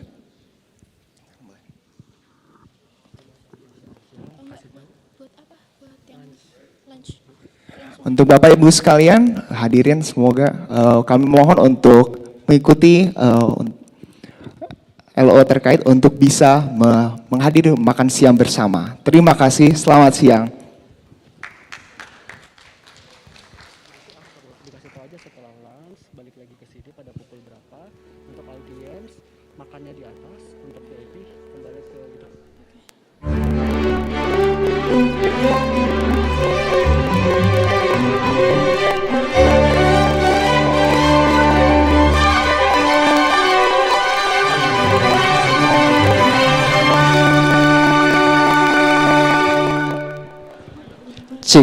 Baik, untuk Bapak Ibu seluruh hadirin, untuk hadirin tamu undangan untuk makan siang ada di lantai 3. Untuk tamu-tamu VIP silakan kembali ke ruang transit untuk melakukan makan siang, dan nanti pada pukul 1 kami persilakan untuk dapat kembali ke auditorium untuk kita mengikuti sesi selanjutnya.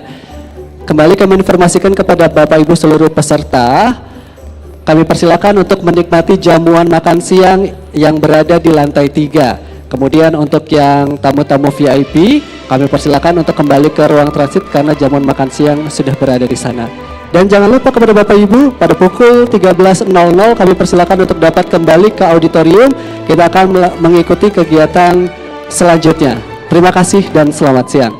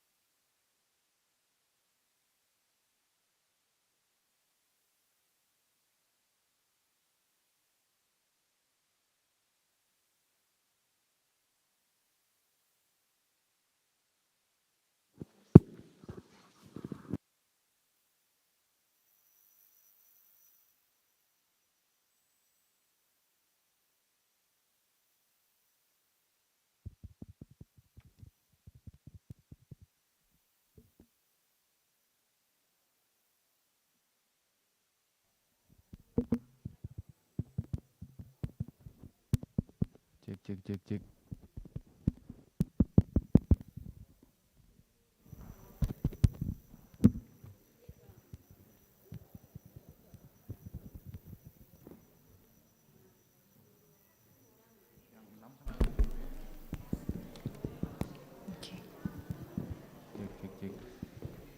Cek.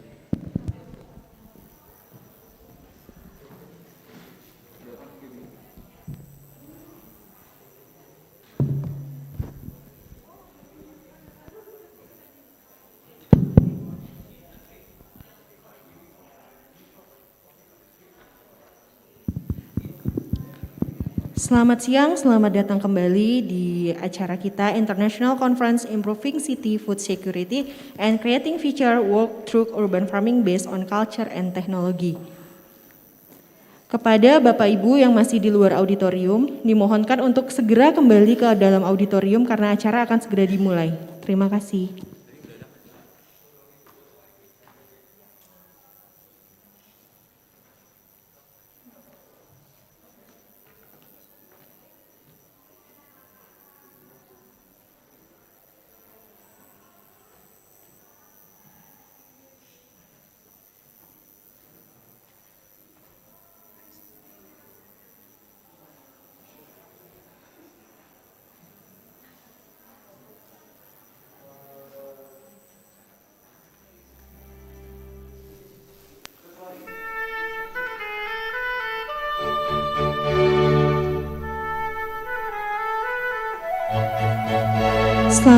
Selamat siang, selamat datang kembali untuk Bapak Ibu peserta International Conference pada siang hari ini. Pada Bapak Ibu yang masih di luar, dimohonkan untuk segera kembali ke dalam auditorium karena acara akan segera dilanjutkan kembali. Terima kasih.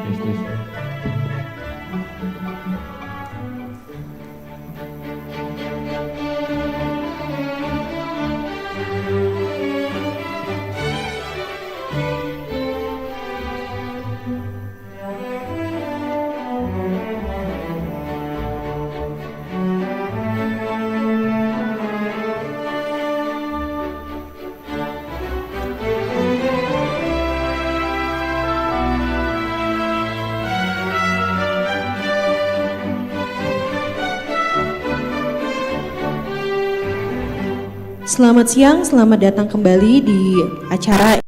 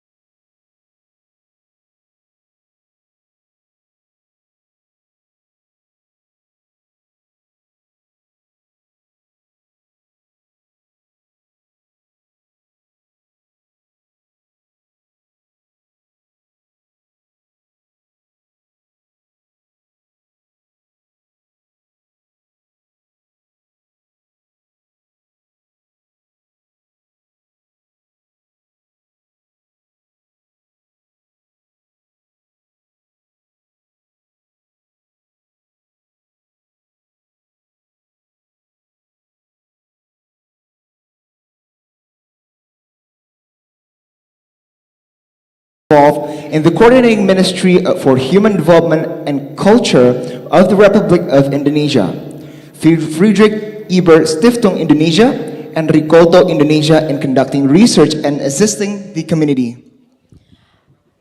Now, without further ado, let's start the panel session and give our warmest welcome to our moderator, Mrs. Teresia Gunawan.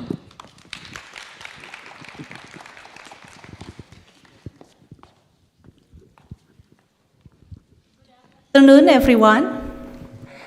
Yeah, hopefully now after getting lunch, then all of you have a new energy to join with this session. Okay, dear government representative, our speaker and distinguished participant, ladies and gentlemen, my name is Teresia and it is a great pleasure for me to be your moderator in this session. Food is a global problem. There are still many people in the world that don't have sufficient access to the healthy food in the world. So, in this today's seminar, we will get closer insight to sharing an initiative and policy and to cope about this problem in the world. Ladies and gentlemen, today, I will please to welcome our U20 speaker and allow me to briefly introduce our speaker today. The first speaker is Mr. Chris Kleis. He is an executive director of Rikolto International. Chris has 30 years of experience in supporting sustainable agriculture, supply chain, and other food initiatives. His experiences are mainly in Latin America and Europe, but he also has been involved in a large number of initiatives in Africa and Southeast Asia. He has a large experience as board member of various institutes engaged in agri-finance, fair trade, and sustainable agriculture. And today, Mr. Chris Kleis will be represented by Rikolto Indonesia, Ibu Noni Kaban. So I invite Ibu Noni Kaban together with me in the podium.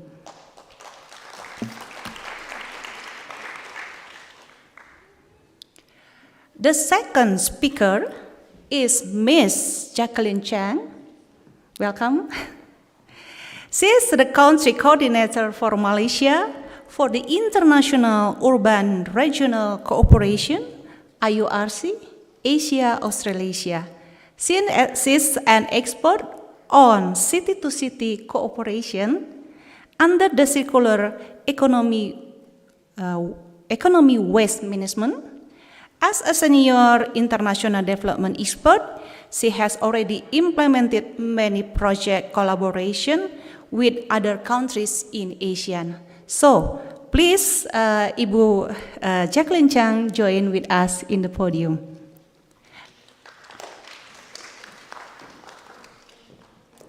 And the third speaker is Mr. Anang Nugroho, Director for Food and Agriculture, Ministry of National Development Planning, or what we call with Bapenas. Anang Nugroho has more than 20 years of experience in public service, and his previous position was Director of Food and Agriculture Ministry of Planning, National Development, Director of Marine and Fisheries Ministry of National Development Planning. And today, Mr. Anang Nugroho will be presented by his colleague, Mr. Adil Purnomo Maroto, who will join with us by Zoom. Okay, without further ado, ladies and gentlemen, today, please give a full attention to our first speaker, Mr. Chris Kleis and Ibu Noni Kaban. So the time and stage is yours. Okay.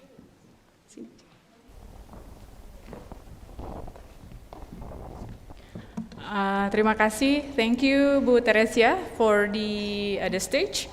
So good afternoon, everyone. Selamat siang. Thank you for Unpar and the committee for today's opportunity. So for today's presentation from Rikolto, our CEO, Chris Klaas, will present the topic.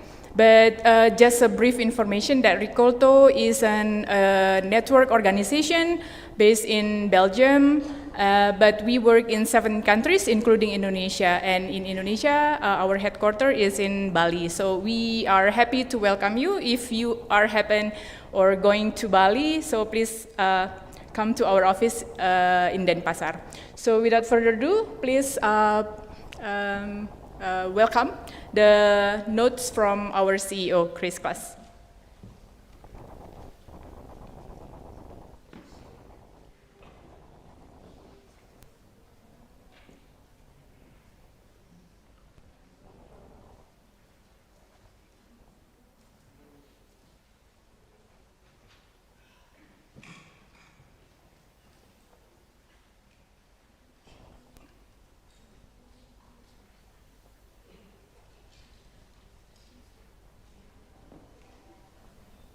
Good morning, everybody. My name is Chris Klaas. I'm the Executive Director of Rikolto International. I'm very grateful to be invited to participate in this conference on food security for Bandung. As Rikolto, we're also very honored that we can contribute to the food security in this area. Thank you very much. As you know, Rikolto is an international organization. We have more than 50 years of experience working together with different stakeholders within the food systems, and at this moment we're working in more than 17 countries. Our mission is to build bridges between those different stakeholders so that farmers can really become resilient and build up a sustainable income, but also that consumers have access to nutritious, sustainably produced and safe food. We are working together with 30 cities at this moment, 30 cities worldwide that are improving food policies, but also the ways of putting those policies into practice. And we work together with more than 200 farmer organizations that are reaching out in totally to more than 100,000 farming families. We work on 3 strategic priorities. The first priority is sustainable production. We support farmer organizations to become professional so that they can, from one hand, deliver the services to their farmers so that their farmers can build up sustainable production systems, but also professional in that sense that they can be trustful actors within supply chains. And that is then our second priority area. We try to build up inclusive business relationships between those farmer organizations and other actors within the food chains. And those inclusive business arrangement or relationships should end up then in win-win situations for everybody who's involved. As a third X or a third priority, we work together with all those actors of the food system. That includes also the local governments, national governments, and other international bodies sometimes, towards an enabling environment to make those inclusive markets mainstream. That's really the end that we are looking for. And we do that around 3 global programs for the moment. One is a rice program, the second one is cocoa and coffee, and the third one is Cities for Good Food. And this Cities for Good Food is also the program that we are running in Indonesia, and where we are trying to contribute to food security in different cities. We have also 3 cross-cutting commitments.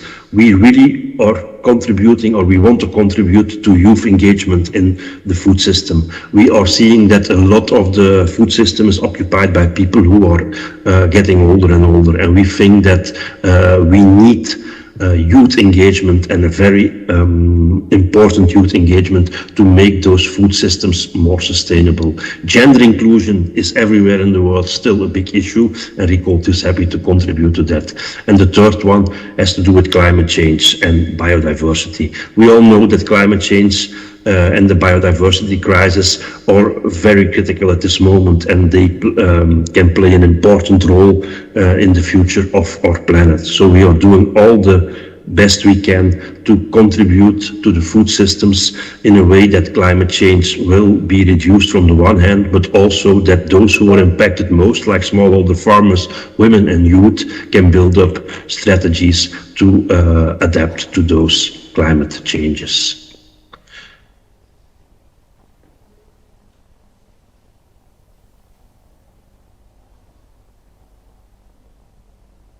So if we talk about food and nutrition security, we see that 3.1 billion people were unable to afford a healthy diet in 2020, and that number rose by 112 million compared to 2019.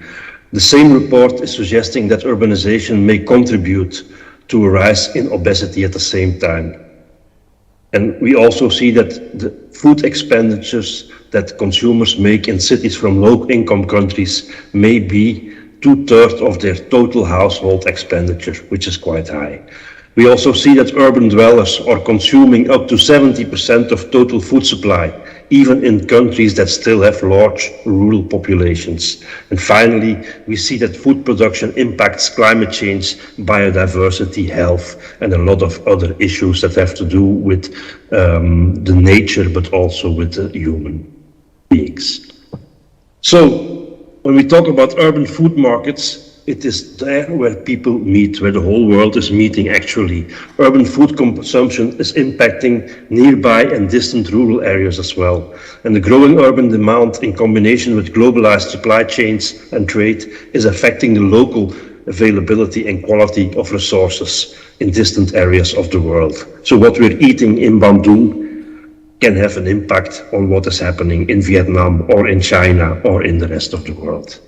Urbanization has had a significant influence on agricultural supply chains.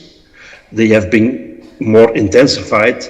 You see more high-value peri-urban food production systems, and you see an increase in agro-processing, trading and retailing, and a lot of new micro, small, medium enterprises and growing food safety risks also. And that is specifically so for high-value perishable crops such as vegetables, but also dairy and poultry production.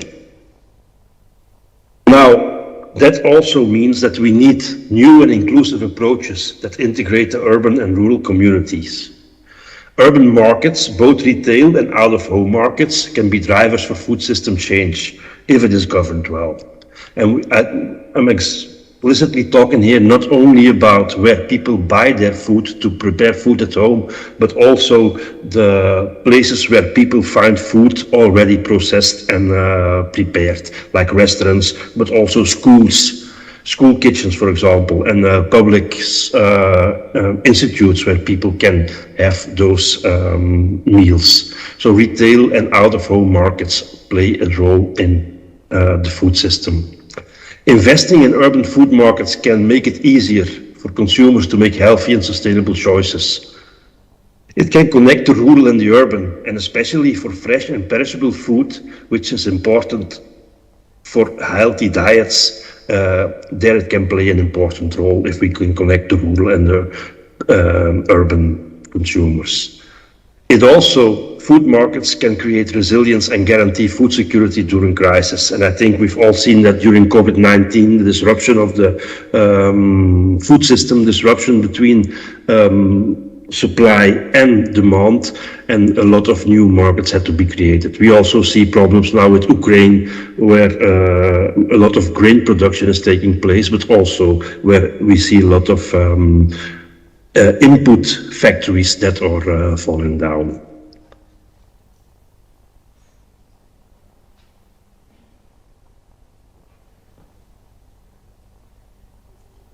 So what is then the role of cities? We think that it is the role of cities to enable all positive action.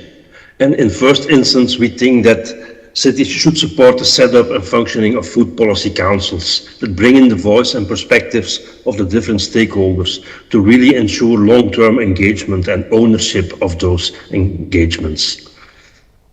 We feel that there is a need to initiate and enable multi-stakeholder processes to co-create more inclusive market initiatives. And next to that, there is a lot of things that local governments can do. For example, we think about policy incentives. We think about regulations governing interactions between market types and actors for inclusive and fair business relationships, but we also think about infrastructure investments, for example, in cold chains or in digital markets. We think about capacity building of market operators as real managers, as business owners. We think about the adoption of public procurement policies and practices that are in line with sustainable food systems, but also the technical and business development support for small producers to trade in markets and support their organizations so that they can aggregate produce to really offer a decent supply to the mass of consumers in the cities. And we feel that the promotion of different market types is important to attract consumers, where you can find fresh fruits, but also crafts and second-hand goods. We also advocate for enabling regional and national policies, or we feel that it is an important role of cities to really advocate for those regional and national policies. A lot of the food system laws and regulations are governed by national laws.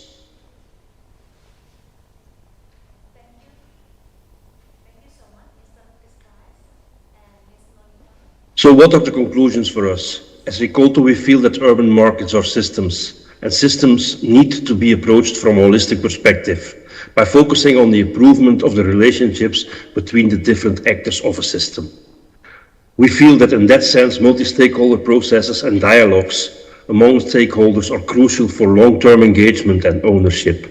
There is a need to strengthen urban markets as places that offer decent work opportunities, including for youth and women. Markets that make fresh, safe and affordable food available for mainstream consumers and that function as inclusive community meeting places. And markets in that sense is more than a marketplace. It can also be the school canteens, it can be the restaurants, it can be the places where people eat during their work time. It can be what we call out-of-home markets as well. We also feel that there's a need for markets that offer economic opportunities for the neighboring peri-urban and rural farmer communities to invest in sustainability. So once again, I want to thank you very much for inviting me to participate. I really hope that Bandung City finds the ways to really make its food system sustainable and that it can connect sustainably with the rural, urban and peri-urban and rural areas that are outside of the town. Thank you very much and good luck with the rest of the conference. Goodbye.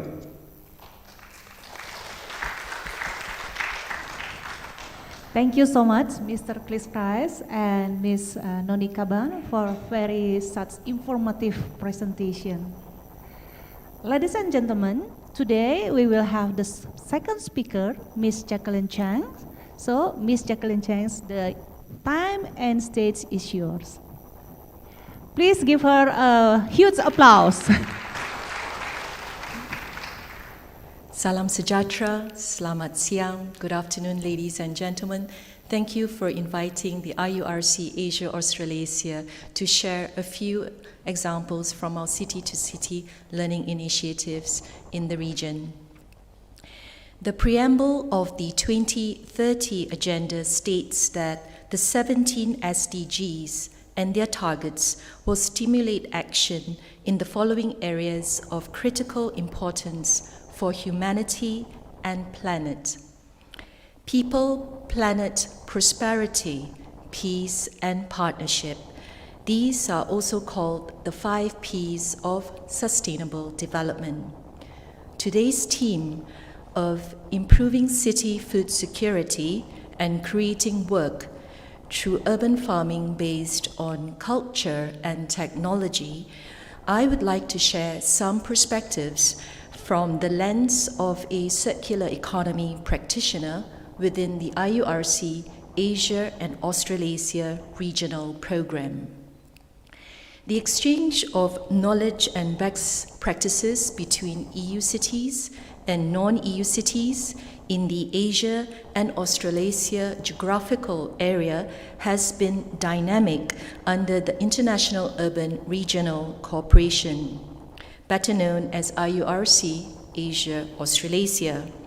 Since the start of 2021, the project team has provided support to ongoing discussions between cities, and have organized a series of international webinars and executed and implemented 14 out of 40 study visits to strengthen city-to-city learning on topics such as circular food waste, collaboration with Milan Urban Food Policy Pact on food policy, involving more than 500 people in total in more than 20 countries.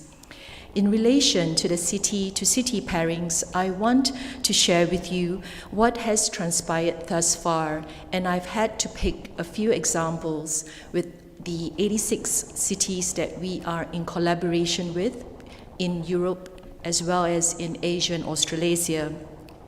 The first one is basically the city-to-city cooperation between the Portuguese cities of Maya and their Integrated Waste Management Organization, LIPOR, with Seberang Perai in Malaysia. Circular neighborhoods was the theme of cooperation since September 2021, focusing more on the social aspects of food security. To inspire the city actors, such as communities, governments, and businesses, to initiate circular economy activities at the neighborhood level, we focused on how local government investment is the essential element in the uptake and replication of circular initiatives to equip their citizens with climate change resilient tools, improving city food security in their neighborhoods, and creating work through urban farming based on culture of diverse communities and the application of technology such as apps and softwares like the B2 Waste. But then we asked ourselves one critical question. Could neighborhoods be powerful entry points and sources of inspiration for circularity in cities? A snapshot of neighborhood food systems revealed the multiple benefits of community gardens, connecting us to nature and creating a shift in mindset towards circularity. By deconstructing cities into smaller action areas, it is possible to identify starting points for a radical transformation towards circularity.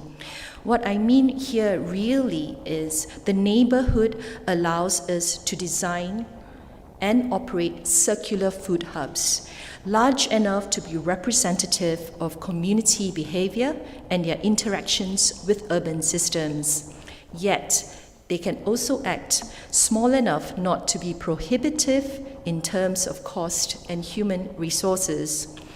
Communities are now turning to urban agriculture and gardening as a reasonable option to increase their access to healthy, nutritious, and low-cost produce.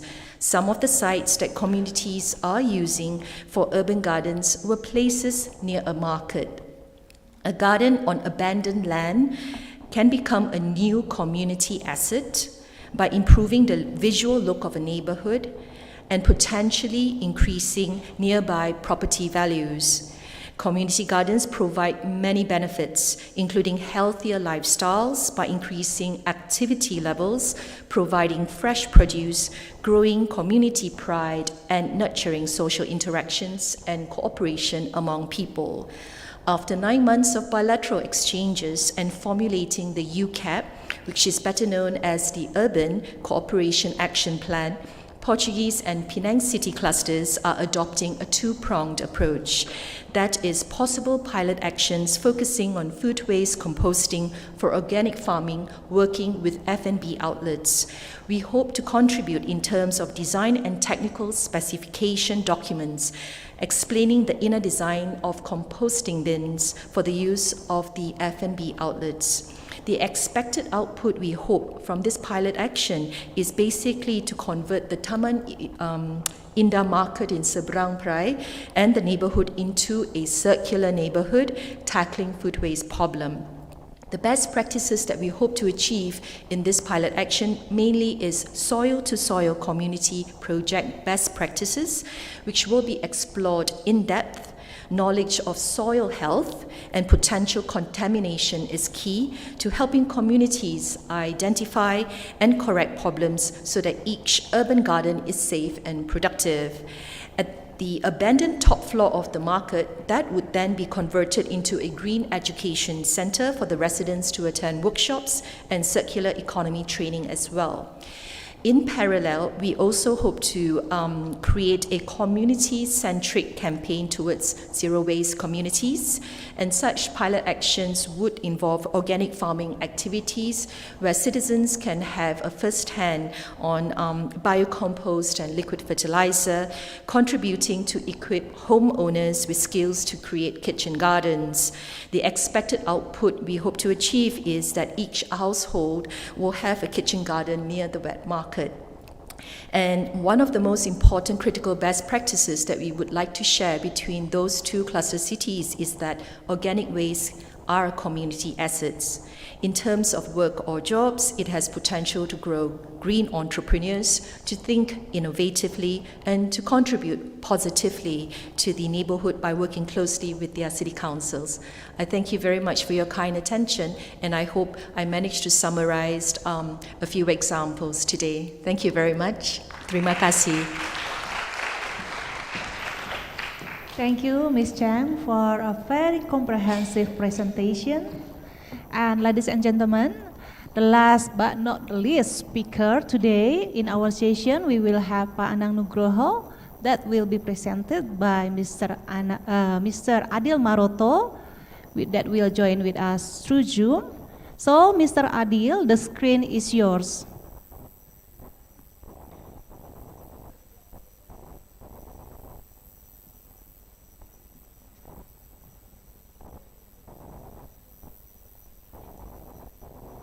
Silakan Pak Adil. But we cannot hear you.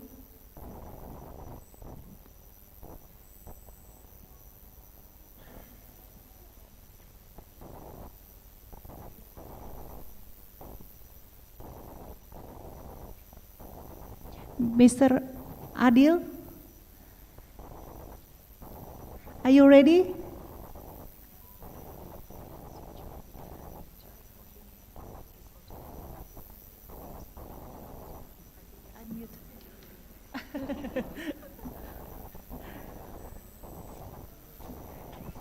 Halo Pak Adil. We still cannot hear you Pak Adil. Belum terdengar.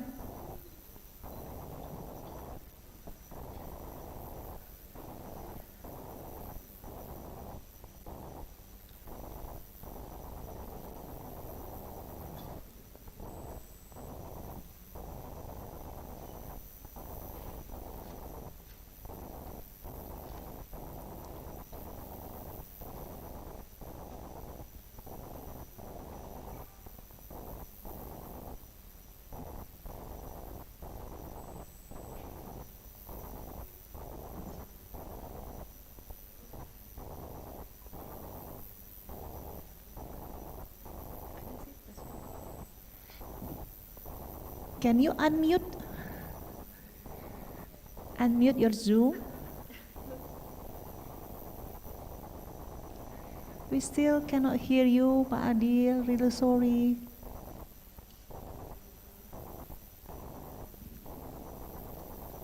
Yes, maybe you can try log in and log out again.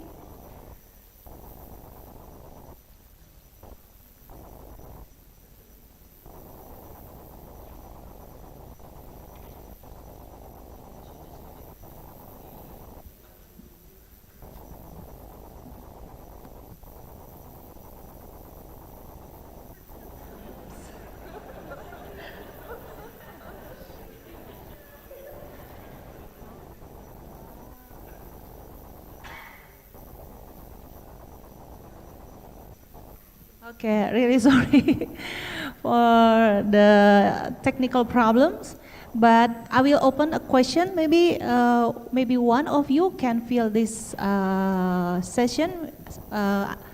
During waiting Mr. Adil, I can open one question. Maybe one of you want to raise a question for our speaker here. If you have any question to our speaker here, please raise your hand and please address also your question to whom. Oh, okay. There is one question over there. Please stand up and maybe you can also introduce yourself and raise your question.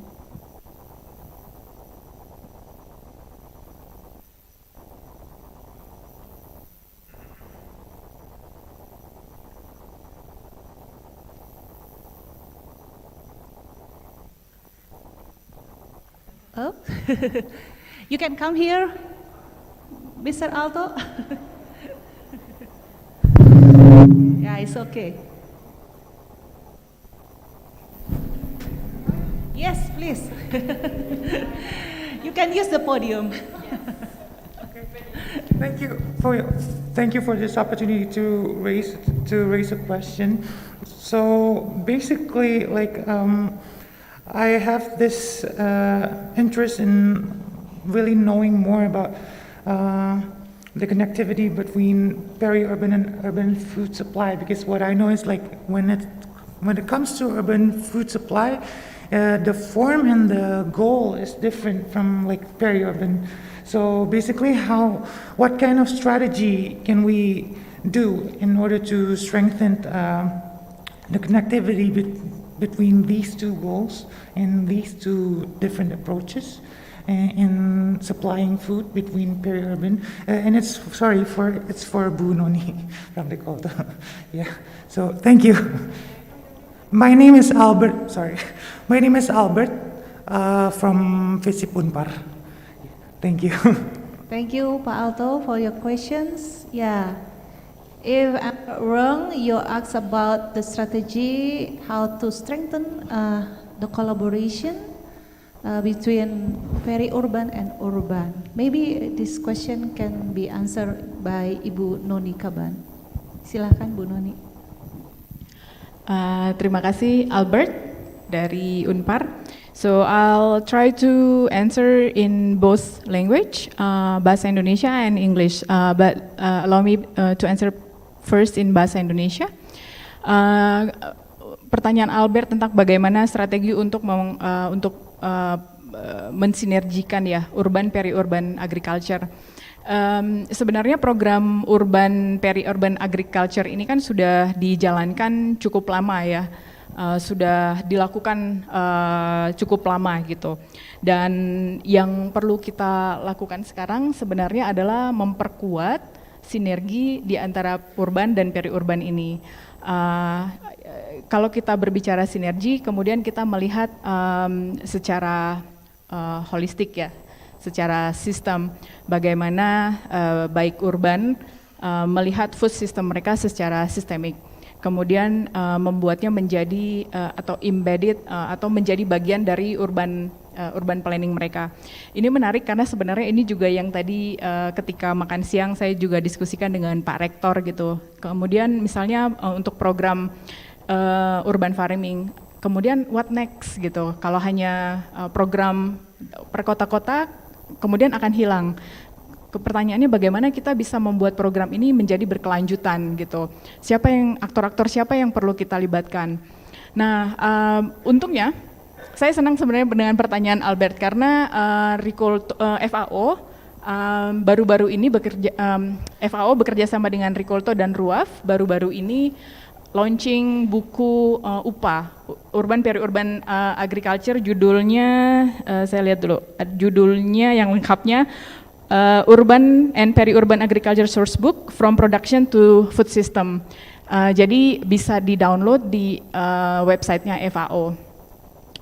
So what I mentioned before to Albert is not only to Albert but to everyone that UPA has been implemented for a long time, but now the question is how we make this more sustainable, or how to make it more how UPA can be work together, synergize between urban and peri-urban. So what we need is to embed it or to make this UPA embedded to the urban planning. It means when we have to synergize, collaborate, and then when we make this program in the urban, we need to invite like infrastructure, agriculture, all actors who involve in this program. So we can see what is our strength and how others in the peri-urban and urban also can support each other. And urban as a innovative lab of innovation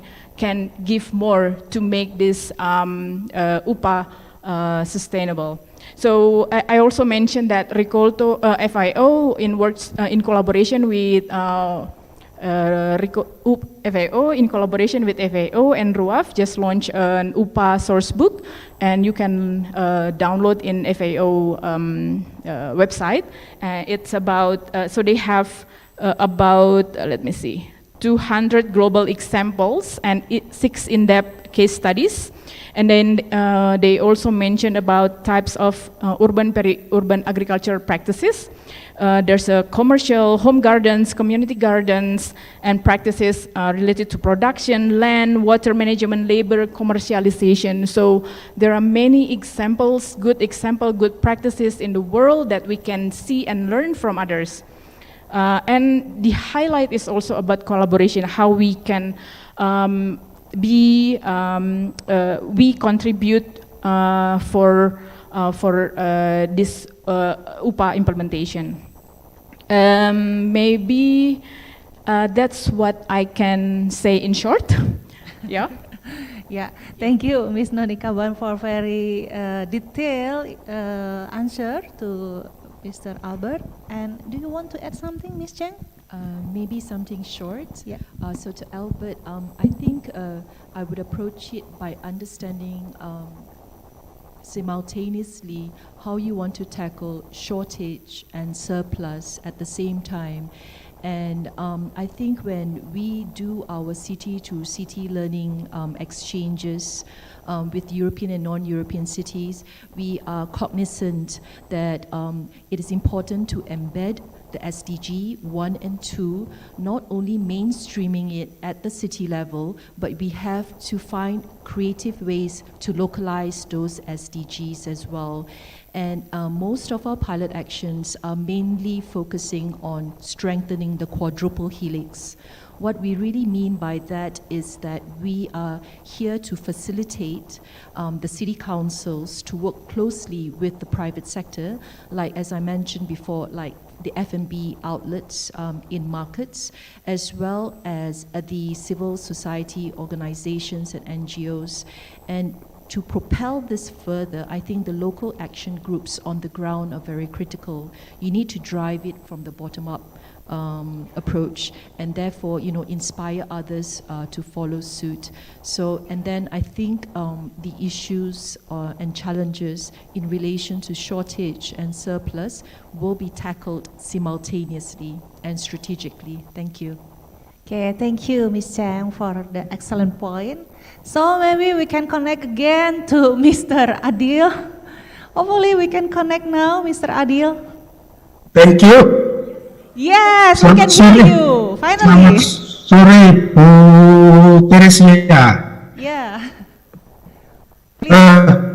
Please apologize for this comedy of errors. To be honest, I'm struggling to follow the discussion if I'm not using headset or headphone. So, but because of this technical issue, then I have to change to use the laptop instead for this discussion. By the way, can you share the PowerPoint presentation from us, Bu Teresia?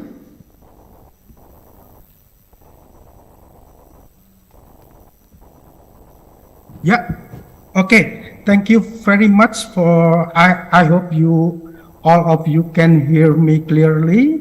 First of all, I have to I have to say to you or to the Excellency, distinguished guests and participants that Pak Anang Nugroho, our Director for Food and Agriculture at Bappenas, is not available at the moment because of there is a urgent agenda to deal with.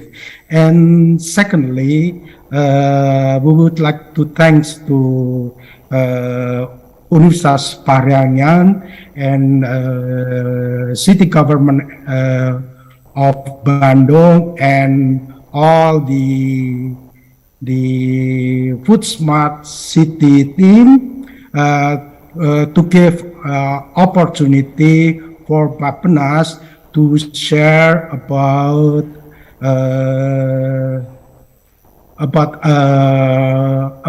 the food transformation, the initiative of food transformation in Indonesia.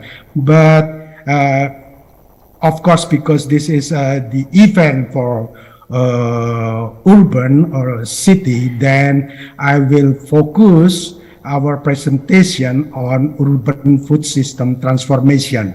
Next, please, the second slide. Actually, there are two factors that behind the reason why the government of Indonesia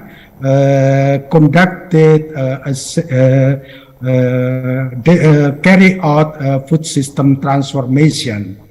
The first is because of the first factor is the legal framework in Indonesia. At least there are three legal framework that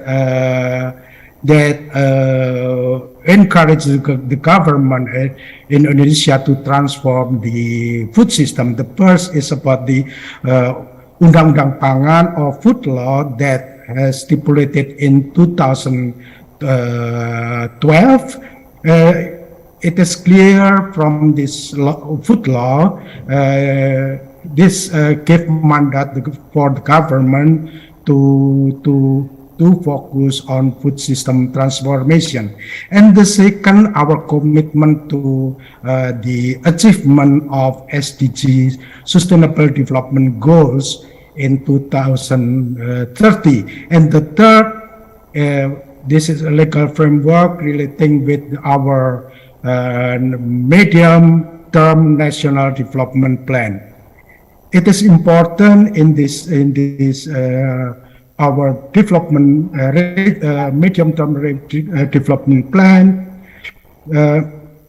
Food system transformation is treated as one of the priority for the government of Indonesia. This is the first factor behind our initiative to carry out food system transformation. The second factor is this is from global level that as you know that 2 or 3 years ago the United Nations encouraged the member state of UN to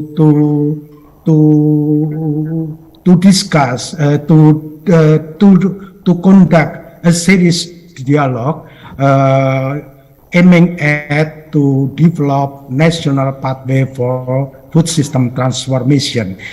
This is because there is a big concern from the United Nations that it will be hard for at the global level that every member state of the members of state of UN can achieve the Sustainable Development Goal in 2030, because if I'm not mistaken, 16 or 17 Sustainable Development Goals are related with food, but at the moment, at that moment, there is a big concern because malnutrition and hunger still exists in the world. That is why, because of the very important food and its contribution to the achievement of Sustainable Development Goal, then United Nations encourage member state, civil society, and business sector to carry out dialogue aiming at to develop national pathway for food system transformation. This is the two factors that influence the initiative of Indonesia in the area of food system transformation. Please, the second, the next. This is not only about our commitment with the UN Food System Summit in 2020, but also there are new commitment at the global level from the government. The first about relating with the sustainable environment, and the second about the relating with G20. This is about the communique from our agricultural minister that food system is in the top priority. Next slide, please.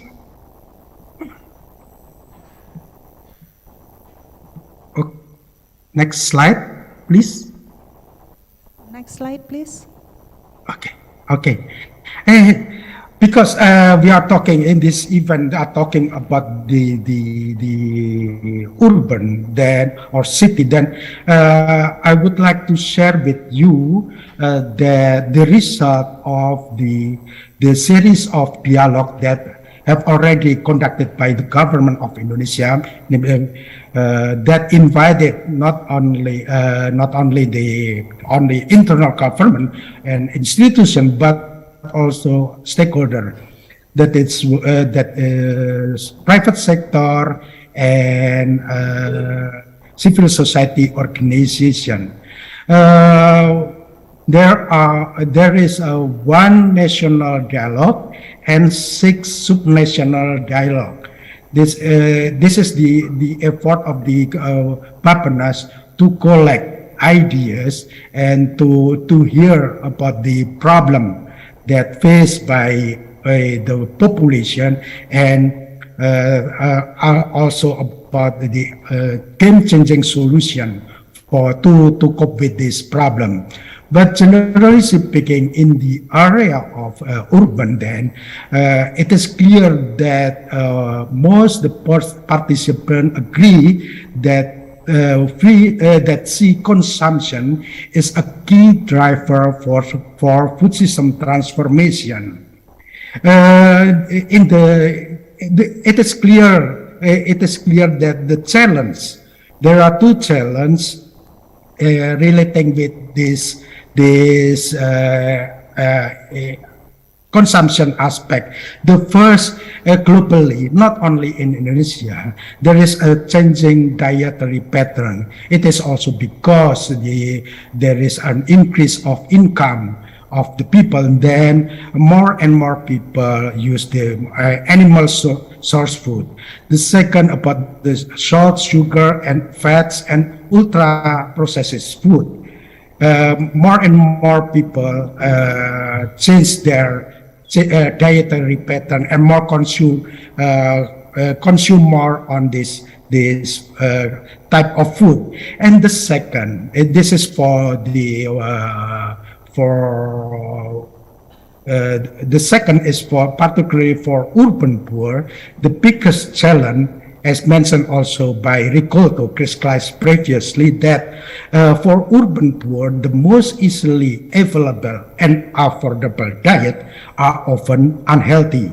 If I'm not mistaken, based on the research from IPB University, 60% of for the poor, 60% of their total income is allocated only for food.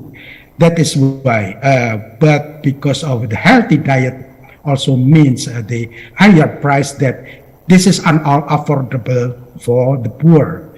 The effect of the two phenomena is first the increase and pressure on the environment and risk for climate change. The second, increase in overweight, obesity, stunting, wasting, etc., and diet-related non-communicable diseases. This is also give a negative impact of our healthcare and about the mortality. There is a good research report from the the journal Lancet 2 years ago about the condition in Indonesia.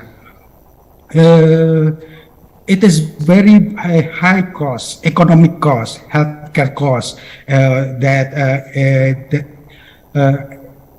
impact because of non-communicable diseases that related with diets. If I'm not mistaken, 2 years or 3 years ago, our national health insurance reported that 60% of the fund from the national insurance goes to allocated to take care the patient suffering for non-communicable diseases. Based on this challenge and effect, that the participant of the dialogue then formulate policy strategy, policy intervention, or game-changing solution to deal with this challenge and effect. The first is there is a need for the Indonesia to educate population about healthy food, and the second, it is important to have a labeling, and the third, it is good idea to think about fiscal incentive and disincentive. For disincentive, for example, we need to think the possibility to use tax, for example, according to the participant of the dialogue, not only for tobacco but also for salt, sugar. Hello, Pak Adil. We only have very limited time right now. Okay. Can you give some conclusion directly to us? Okay. Yes. This is some you can see in the slide. You can find some policy intervention or that formulated by the participant of the dialogue. But also it is important because food is relating with the ministry of people, institution working on health, working on the agriculture, working on trade, that there is important, there is a coordination and synergy of action across ministry and agency. This is the proposal for the government, of course. But in general, not only the government, but also civil society and private sector, there is a need for us to do collaborative action to deal with the food issue. I think this is the short summary of the result of our national dialogue that also have already noted in our national pathway for food system transformation. Thank you, Bu Teresia. Yeah. Please give big applause to Pak Adil. Thank you, Pak Adil, for such very informative and very complete information for us right now. Apparently, we still have so many topics to be discussed, but due to the limited of time, we need to end this session. But before I close this session, so please allow me to take some highlight from this session today. Food strategy can be increased by the strategy connecting food supplies from peri-urban to urban areas through education, green education, food assistance program, And the strategy of food system is very, very crucial because it contributes to the health and balanced diet, poverty eradication, sustainable management of natural resources, conservation of ecosystem, and climate change mitigation. So thank you for all wonderful speakers here, and for all of you, all the participants. Give applause for all our speakers here and for all of you. Thank you. So see you later in the next session, and thank you very much. And back to you, Josh and Arwel. Thank you to Mrs. Gunawan for leading the insightful panel session. What an outstanding round of speakers, and we hope everyone who's attending this event gained some beneficial insights regarding food security. That is right, Aurel. Summing it up, the panel talk, we've discussed matters related to championing food security and creating future work through urban farming based on culture and technology. Proceeding to our next agenda, we will have an exciting sharing session with the best practitioners regarding food security. In this upcoming sharing session, we'll be joined by Mr. Gingin Ginanjar from DKPP Bandung and Mr. Insinyur Ahyani from Sekda Solo. Proceeding with that, we have an international guest speaker from South Korea, the Director of Food Policy Division from Seoul Metropolitan Government, Mrs. Jong Jin-suk. Last but not least, from Malaysia, we have the representative of Seberang Perai City Council, Madam Nur Hayati Binti Sulaiman as the Director of Community Services Department, and Mr. Chu Eng Seng as the Assistant Veterinary Officer of Community Services Department. Please join us in welcoming our moderator for the next session, Her Excellencies Ms. Prameswari Omegawati.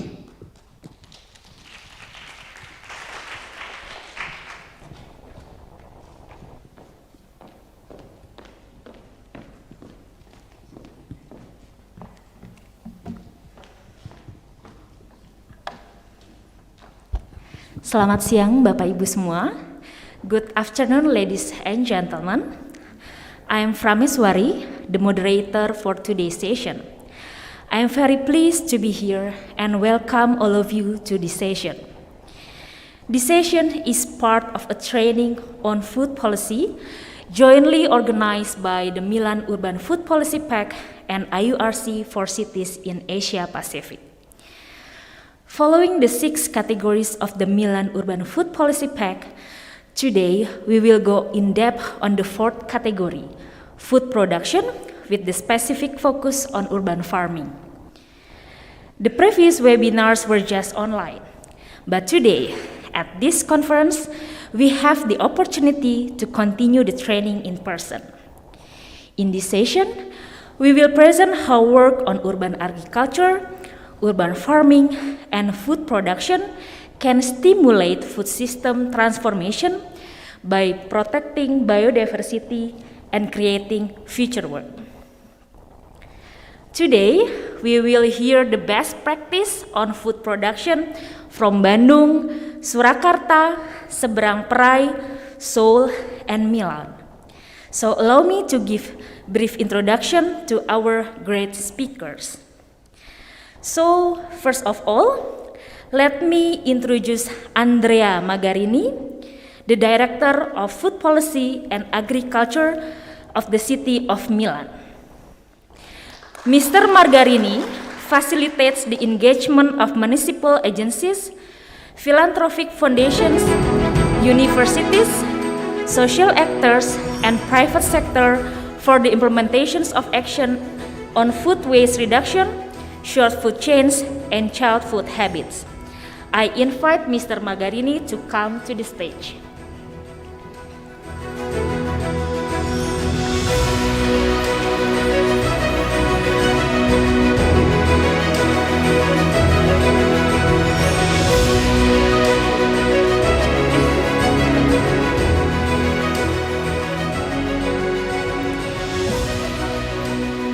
Now allow me to welcome the second speaker, Mrs. Jong Jin-suk.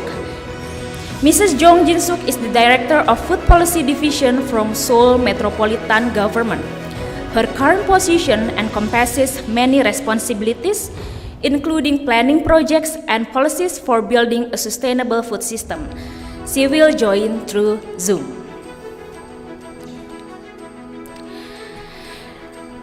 And the third speaker, I welcome Mr. Gingin Ginanjar. Mr. Gingin Ginanjar is the head of Department of Food Security and Agriculture in the Bandung City. The Department of Food Security and Agriculture of Bandung City is responsible to formulate and implement the policy in the sector of food and agriculture.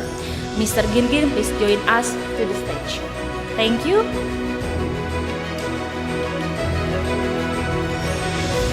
The next speaker is Mr. Ahyani, who will join through Zoom meeting. Mr. Ahyani is the Regional Secretary of Surakarta. He was the head of Surakarta City Regional Development Planning Agency, head of the Surakarta City Regional Research and Development Planning Agency, and acting head of the Department of Housing, Settlement, and Land Areas. Last but not least, our fifth speaker, Mr. Chu Angseng, Assistant Veterinary Officer of Community Services Department, Seberang Prai City Council. Seberang Prai City Council is engaged actively in material recycling, composting, upcycle, urban farming, and reducing marine plastic pollution. His main achievement is establishment of 5 recycling centers and community farming per annum. I invite Mr. Seng to come to the stage.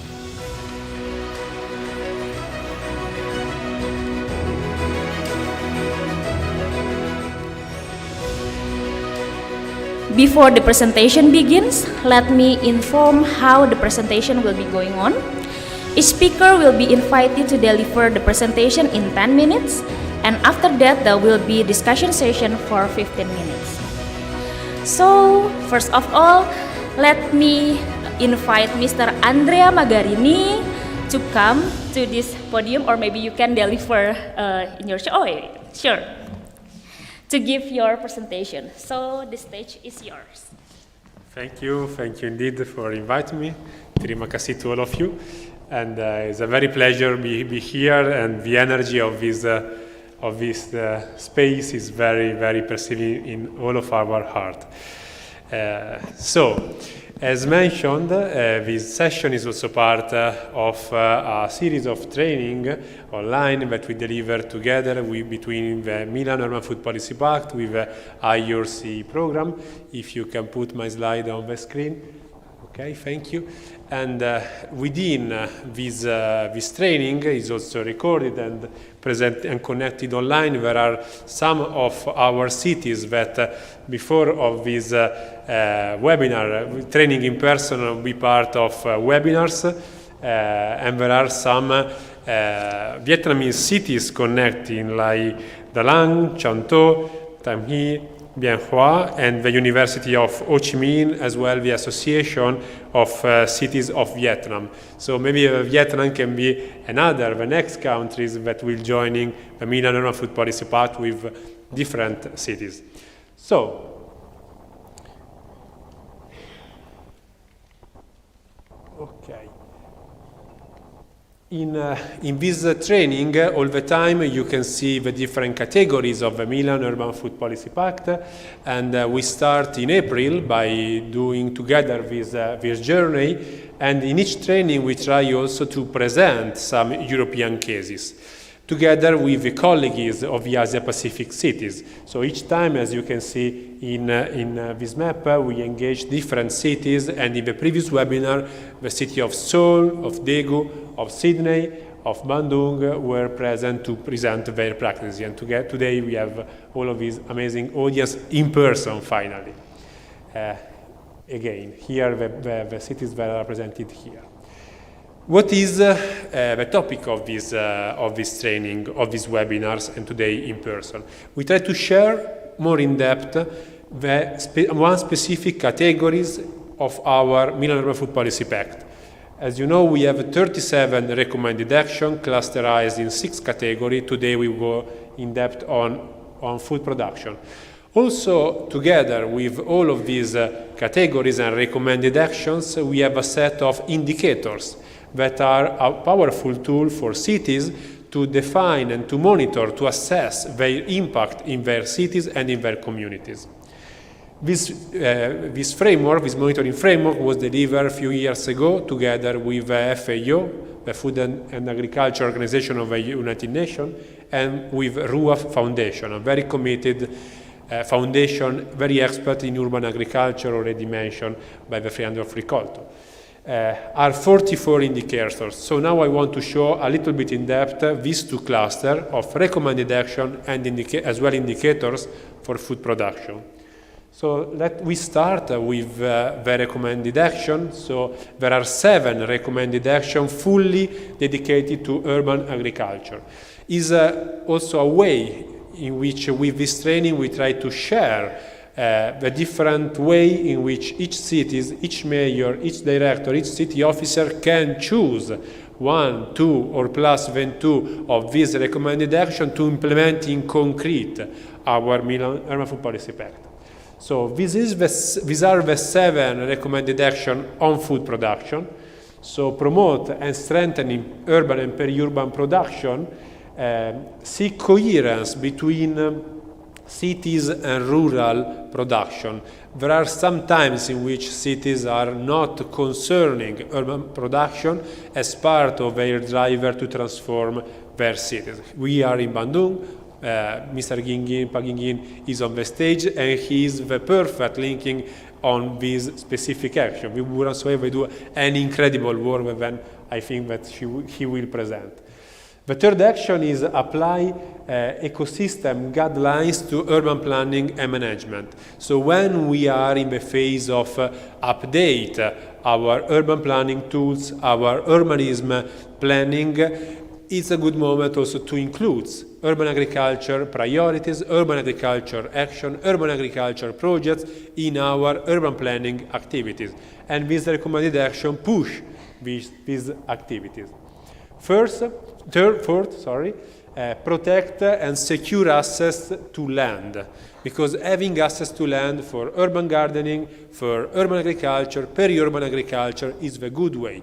If our municipality, if our city have the ownership of some land, we need to open this infrastructure, these surfaces to projects of young generation that want to start their process of urban production. So they can grow their impact, they can grow their income, and they can have access to land. Fifth, provide services to local production through technical assistance, through training on urban production. Sixth, support short food chains in by procurement, for instance, in school canteens procurement or something else in urban markets. And finally, improve waste and water management and reuse in the field of circular economy. Our waste treatment, if can be applied with good technology, can become a place in which we generate composting for urban agriculture. So we are closing the loop, not having waste, but try to re-exploiting them in urban agriculture. Connected to these 6 categories, there are a set of indicators that I mentioned was delivered with the FAO and with the Milan Pact, and it is here. With this indicator, you can, and we have also guidelines to implement this in the training, also the people connected online can download it. We have a specific guidance per each of these indicators. Try to have to assess your impact. Few words about Milan, very few, and then I come back to our amazing moderator. Milan is a city, but also a big agricultural surface. As the Vice Mayor of Milan mentioned in the welcoming remarks, she mentioned that it's very closer to his competencies. We have a lot of agriculture in nearby Milan. Here some pics about the rice production of Milan, the crops production of Milan, the grain production of Milan, as well some abbey, because our agriculture coming from our traditions. So our monks, our abbey were a system in which our farmers growing fast. Nowadays, we have more than 33,000 of hectares in the peri-urban surfaces of Milan that is managed by an agricultural park. The majority are production of corn and rice, and in the map you can see the blue surfaces are all rice production. We secure work for more than 1,400 of farmers that are managing this agricultural surface, and also we organize governance activities by clusterizing these farmers in 5 different agricultural districts. With all of these agricultural districts, we have a specific relation, a special relation between the municipality and all of them. With them, we define a plan of promoting agriculture, securing 82 million euros to invest directly in our agricultural services, on which the half already was spent and allocated. And also we define action planning and specific activities that we want to go together between the municipalities, our offices, our food policy department, and different farmers and agricultural districts. Few words, final words about future challenges that we want to reintroduce and strengthening in Milan. First is reintroducing traditional production. We have this system that in Italian is named Marcita, and is a way in which we manage the production of very efficient crop production, also exploiting water in a very sophisticated way in which the water can enter in the field, take one trip and then again be saved and take another trip, and in this way there are again water on the soil, and this allows also to pass the different seasons. Second, introducing carbon farming. We haven't in Milan until now. We are working with one of our farmers to introduce this system in which in the period where there aren't production, we cultivate additional production not for human consumption but to regenerate the soil. And so in this way we are able to have more quality. In the pics you can see the quality of our soil managing with precision farming, and so by introducing this technology we are able also to fix the different issues that we have in a specific proportion. Finally, working on water scarcity and promoting agri-energy on the rooftop of our farmers. We are also working to connect short supply chains by analyzing all the different fluxes. In the map you can see in the metropolitan area of Milan where are, in the lower part, are the different production cultivated area of fruit, vegetable and rice, and on the top the consumption of our cities, of our public procurement system. So by organizing this mix between rural area and urban area, we are going together to transform our food system, to transform our agricultural system, and to work together with all of our stakeholders. Thank you so much, and up to you.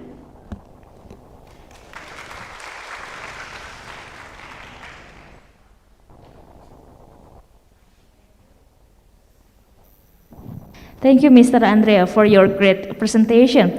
Now, allow me to welcome the second speaker, Mrs. Jong Jin-suk, who will join us through Zoom meeting.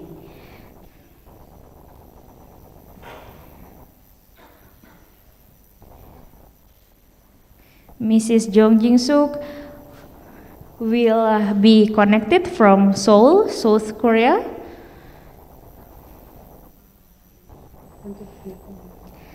Good afternoon, ladies and gentlemen. I'm Jong Jin-soo, director of the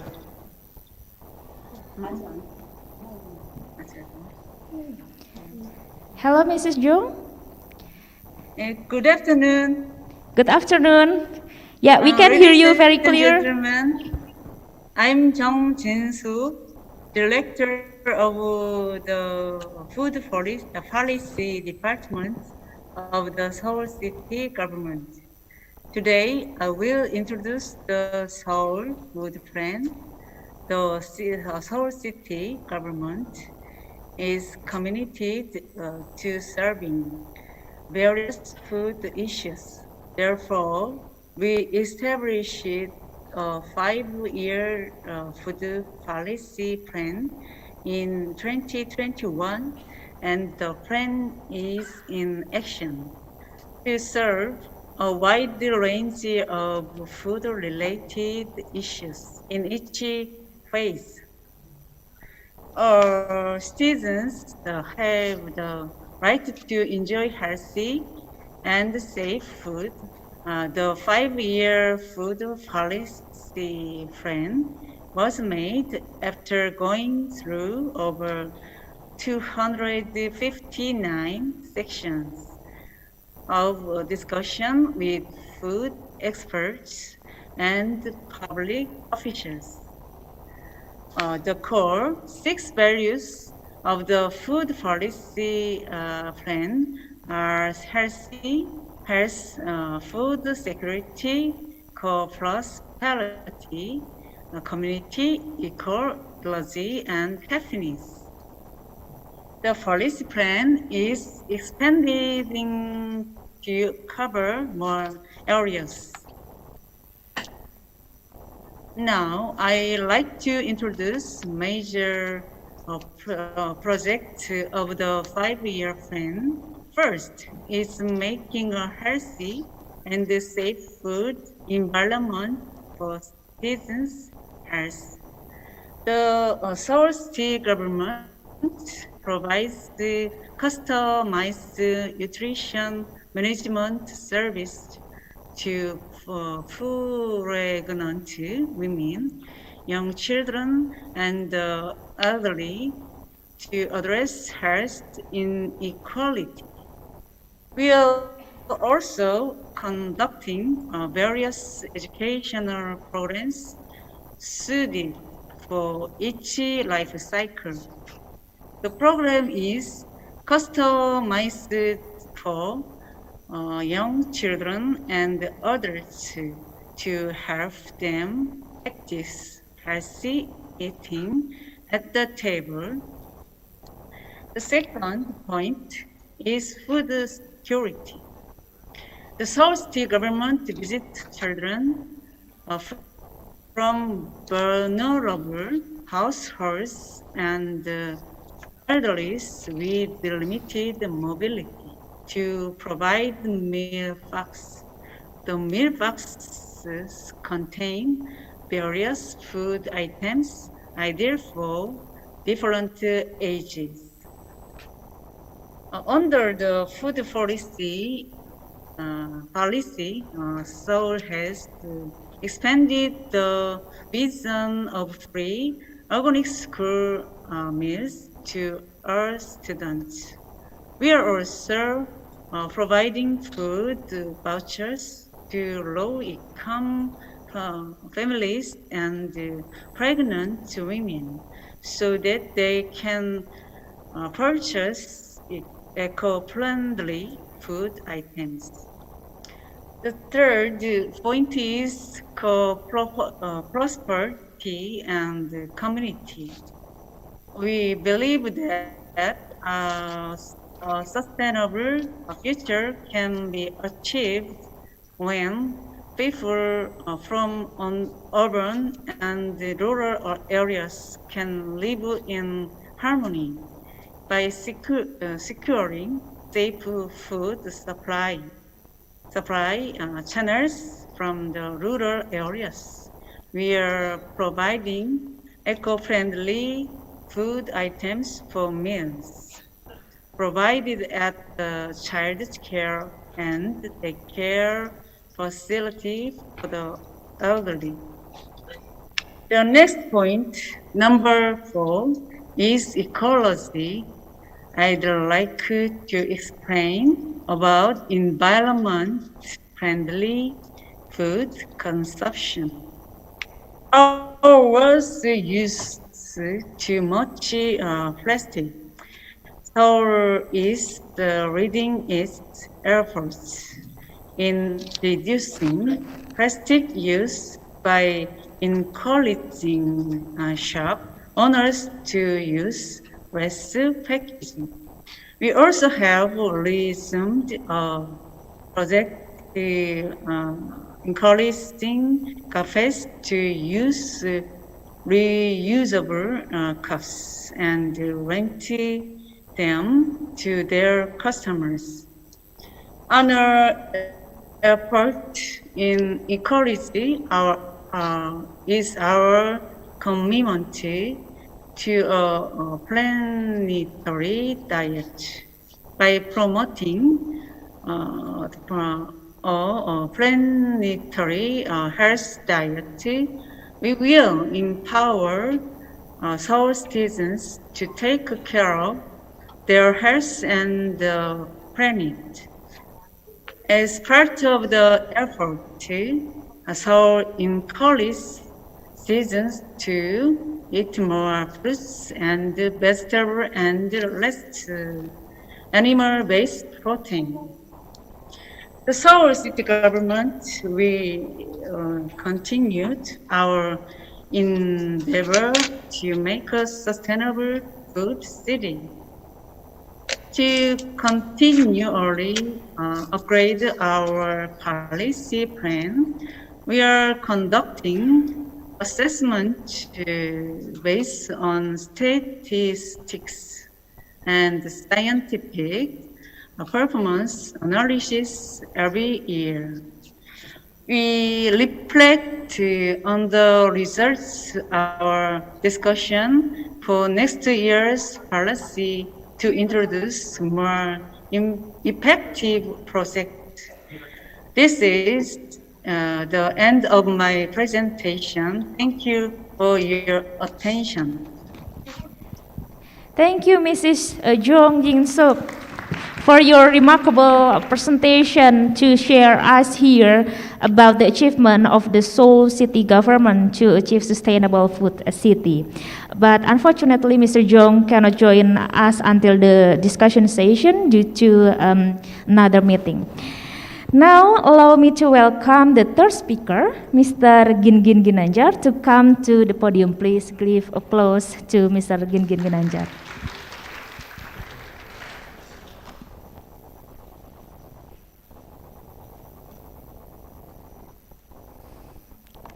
Yeah, thank you. This is time for me to present about Buruan Sai. Almost all day we talk a lot about how build food security and policy and so on, but now how it all happened in the real world. Okay, thank you. Bismillahirrahmanirrahim. Assalamualaikum warahmatullahi wabarakatuh. Selamat siang, Sampurasun. Yang terhormat Pak Wali Kota Tarakan, alhamdulillah masih hadir, Bapak Ibu semua. Good afternoon, ladies and gentlemen. Sorry, I open my. The Asia Africa Conference was held on April 18 to 24, 1955 at Gedung Merdeka, Bandung, West Java, Indonesia, built on the common interest to fight colonialism. The Asia Africa Conference resulted in the 10 principles of Bandung. Up until now, the 10 principles from Bandung to the world are still relevant. 67 years have passed since the Asia Africa Conference was held. Today in Bandung, at this international conference with the term improving city food security and creating future work through urban farming based on culture and technology, I would actualize one Bandung, namely promotion for mutual interest and cooperation. I must call on the word that the fulfillment of safe food is the right of all nations.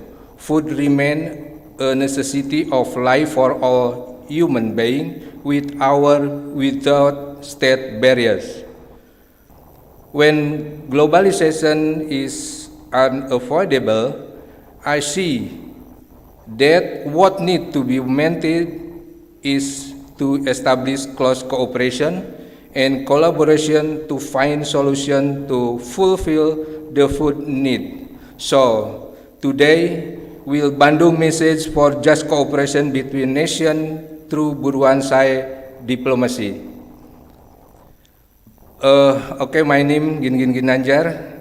I head of Bandung Food Security and Agriculture Department. It has been an honor for me to be here and share with all of you who are concerned about food issues that come from all over the world, both attending virtually and in person here. Today, I will share Bandung's experience to provide food security within its limitation. This presentation is titled Strengthening Collaboration Among Stakeholders and Communities to Promote Buruansai as Urban Farming Best Practice Model. Ladies and gentlemen, I quote what our first president, Mr. Sukarno said, "Food is the life and death of a nation. It will be catastrophic if the people food need are not fulfilled. Thus, it needs massive, radical, and revolutionary effort." Bandung, with a population of 2.5 million people, is a service city, metropolitan city, and is not an agriculture producer area because it almost doesn't have any productive agriculture area. The food need mostly come from outside the city of 96%. Through Bandung vision to create an excellent, comfortable, prosperous, and religious, Bandung is trying to establish food security based on family and community through integrated urban farming or Buruansai, healthy, natural, economic yard. When the first time the integrated urban farming policy issued, it was aimed to provide sufficient food, especially for family or household, and could be easily accessed directly by utilizing unproductive yard or area around the home to be planted with various food which can fulfill the family food consumption and reduce family food spending. We have Buruansai that collect 8 activities. We plant vegetable, fruit, medicinal, plant, fish, chicken, livestock, and nursery. We also manage of organic waste or household waste to be compost or animal feed, and the last component was processing the product of Buruansai to be productive that have high economic value, as you see surrounding outside this room. Ladies and gentlemen, for us, integrated and diversified city in urban farming are important keywords, not only because the potential land or agriculture in Bandung is limited, but also the food is produced will be consumed someday. In food consumption, we are encouraged to consume nutritious, safe, balanced, and varied food. Food intake that is safe and nutritionally balanced must be varied. If we look at the beginning of plant cultivation, it is found that planting with monoculture pattern does not trigger the balance of the ecosystem. Thus, the concept of diversity upstream is very important to ensure this mutualism symbiosis of living things and other microorganisms is supporting plant production. The diversity of cropping pattern at the site level can also help balance to micro ecosystem. Ladies and gentlemen, now we feel the result. The people of Bandung are not farming communities, even though many do not know about farming, but now through Buruan Saya, farming is becoming part of the people Bandung life, even becoming a new lifestyle for Bandung people. Its neighborhood has a Buruan Saya area, and at one become an education center for surrounding people, sharing yield, including seed and knowledge. All of that has been part of Buruan Saya. The spirit as well as togetherness have been new power in Bandung City. Buruan Saya is not only integrating various food, but also integrating many strategic programs of Bandung City, such as Kang Pisman program, reduce, reuse, and recycle. Bandung Tanginas, Bandung respond to stunting with safe and healthy food, and as well as strengthening family nutrition through pregnant and breastfeeding women, strengthening family economic, community empowerment, or economic community empowerment or community development, education and agriculture, tourism, economic acceleration recovery program, and also the most interesting is it become a trend for strengthening immunity and happiness while the COVID-19 pandemic still exists. Ladies and gentlemen, Buruan Saya can materialize sustainability through the development of non-pesticide farming, processing the waste to be compost or animal feed, ability to do on seeding, community empowerment, adding family income, integration with many sectors and departments, open marketing of product, and so on.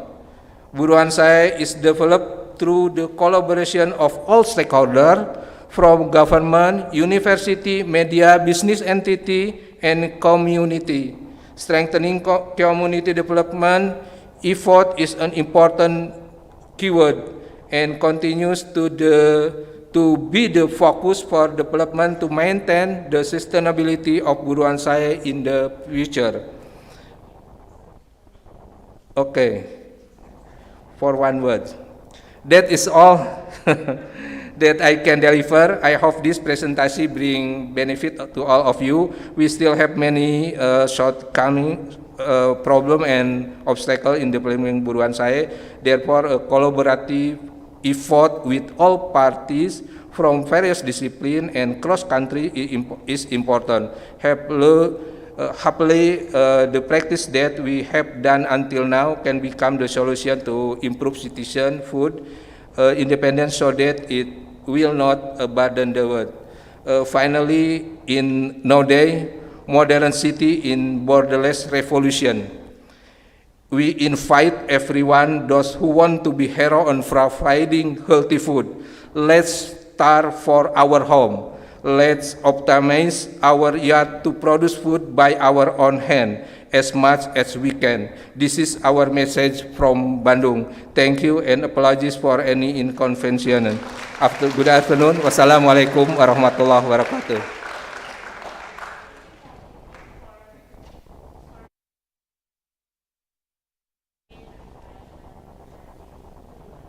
Food security. Now we will have Mr. Ahyani who will join through Zoom meeting. So Mr. Ahyani, is he already connect with us? Oke, thank you. Selamat siang Bapak-Bapak Wali Kota. Salam dari Bapak Wali Kota Surakarta, Bapak Gibran Raka Buming Raka yang tidak bisa hadir. Good afternoon, ladies and gentlemen.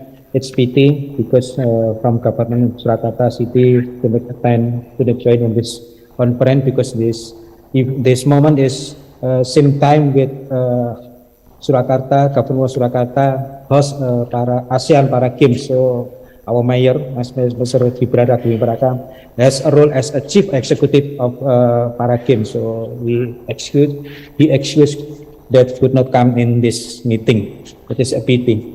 Ladies and gentlemen, talk about the food policy in Surakarta, I think the same pattern with Bandung, because Surakarta is a small city, but with the density of Surakarta is very high. Our inhabitants is the density is more than 11,000 per square kilometer. Is very dense, and we don't have any open area or agriculture area. So our city, like Bandung, is depend on supply from the region area, from the surrounding region area.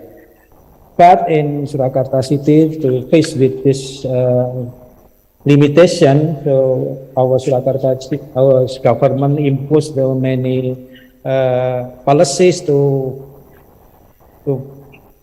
fulfill food in Surakarta city.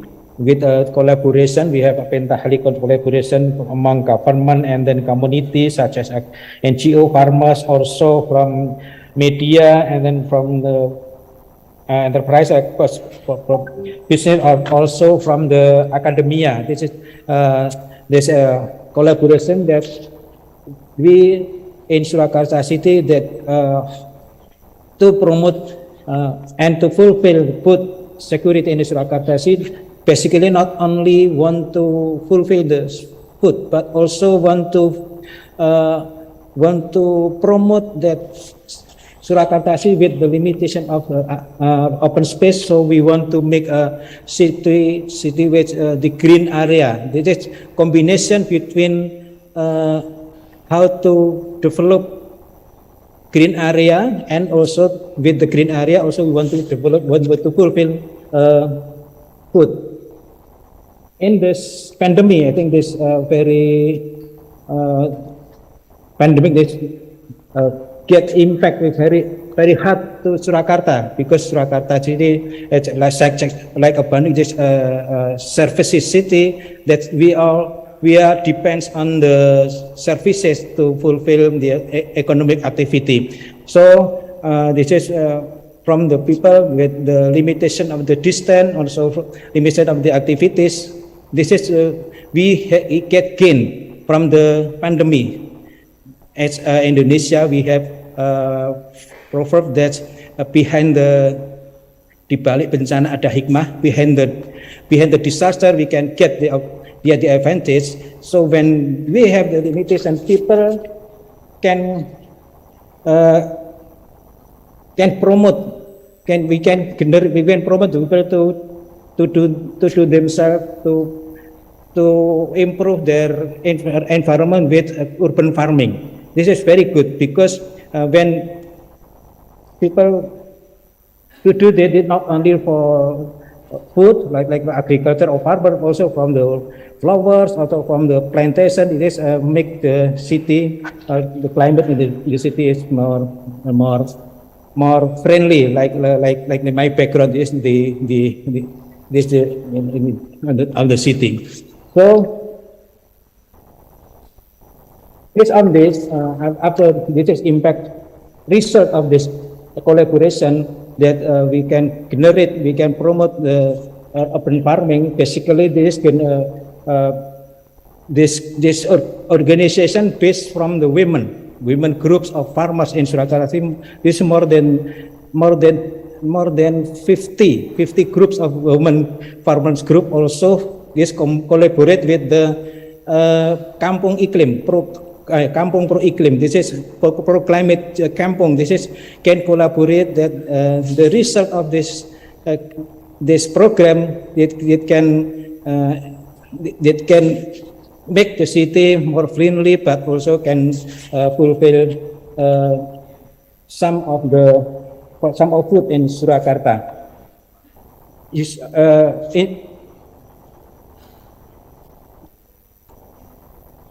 We also collaborate with a program from Glasgow, also from Milan with Milan Urban Farming Policy Pact. We collaborate with the programs in this this from this forum, such as from MU's FPP, we have 6 pillars, and then from the Glasgow Declaration, we have three pillars to such as implementation of integrated food system, and then reducing emission from urban food system, also stakeholder collaboration. The result of this program, so we can, as a government, we can fulfill need of the city, especially from the people. Based on the urban farming, I think from the people of Surakarta can fulfill from need of concern from his family. But when there is the event, I think this is depend on the stock from the market, because this is will consume much more supplies from food. I think this is how the government of Surakarta City can coordinate with surrounding areas to fulfill the need of the people. And then also from our practices, we have the good practice in Surakarta. Also, we did this, although food sharing among the people. When there is some urban area, some urban farming from the people, there is have the variety of products. This variety of product, so the result, the yield of the product we can share among the people like a barter. So this is they can reduce the spend of money. So this make more efficient of economy. And then also we can impose site-friendly, healthy for school canteen, also for the baby. Because in Surakarta also we face with stunting, although this is not very big, but this is very important also. So in Surakarta City impose the program with impose likely a friendly healthy school canteen in preliminary school, also in kindergarten school, also in a baby cafe. Also we can support baby cafe in such public health center, we call it a puskesmas. And the last, we also can make food waste management when the excess of the food from the event or from the family, etc. We can use the waste of the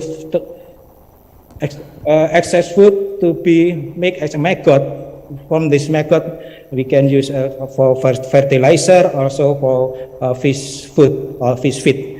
I think that's all this program in Surakarta City. The last is we want to develop how we can access from the market, from the products of the people, that when the people have products much, I think more products we want to access to the market, such as in supermarket or in the grocery. So if we can access to the market, I think it can make more sustainable in developing. Pak Ayani, I'm sorry, due to the time constraint, maybe you may jump to the conclusion. Thank you.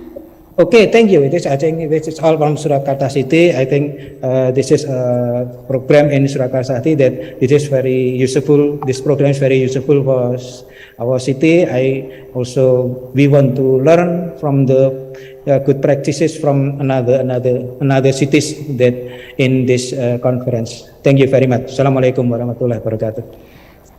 Thank you, Pak Yani, for connecting with us here in Bandung. So last but not least, Mr. Seng from Seberang Prai City Council to deliver your presentation. Please give applause to Mr. Seng.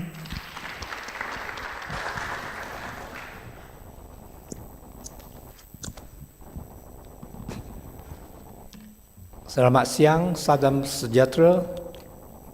Good afternoon, ladies and gentlemen. I'm Geise from Sbangplai City Council, Penang, Malaysia. It is my pleasure to be invited to present our experience in promoting urban farming in Sbangplai.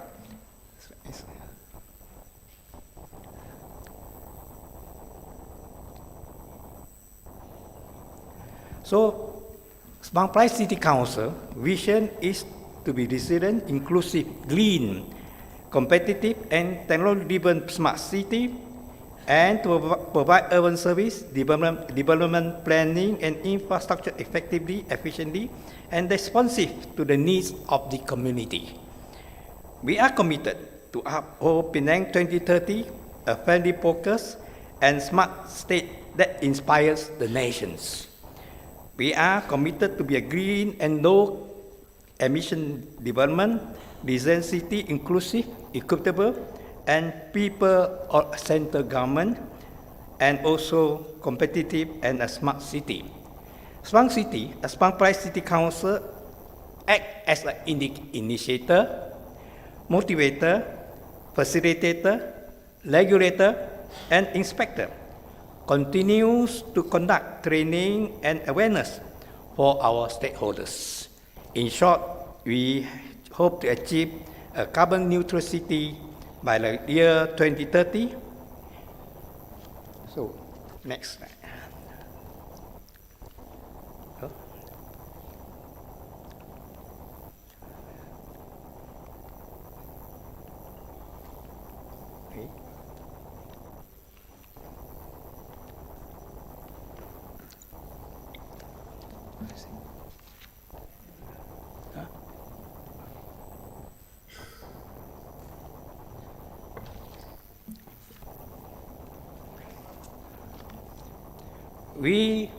This is our key performance indicators. We hope to reduce solid waste by 50%. That is from 1.6 per capita to 0.6 kilogram per capita per day.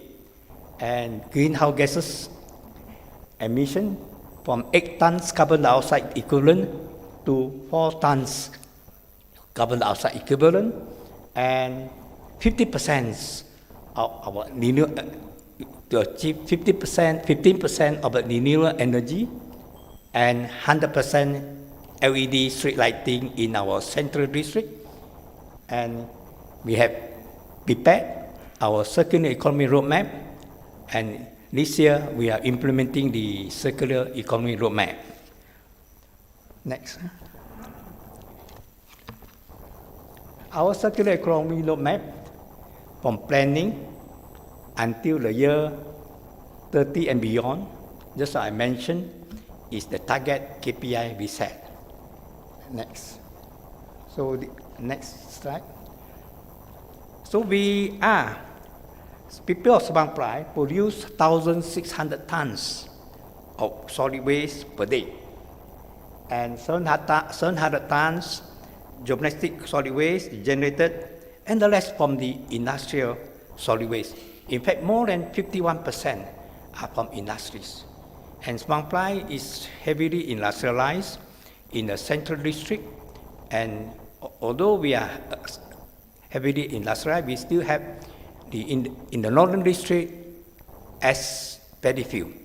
Paddy field land cannot be converted for development.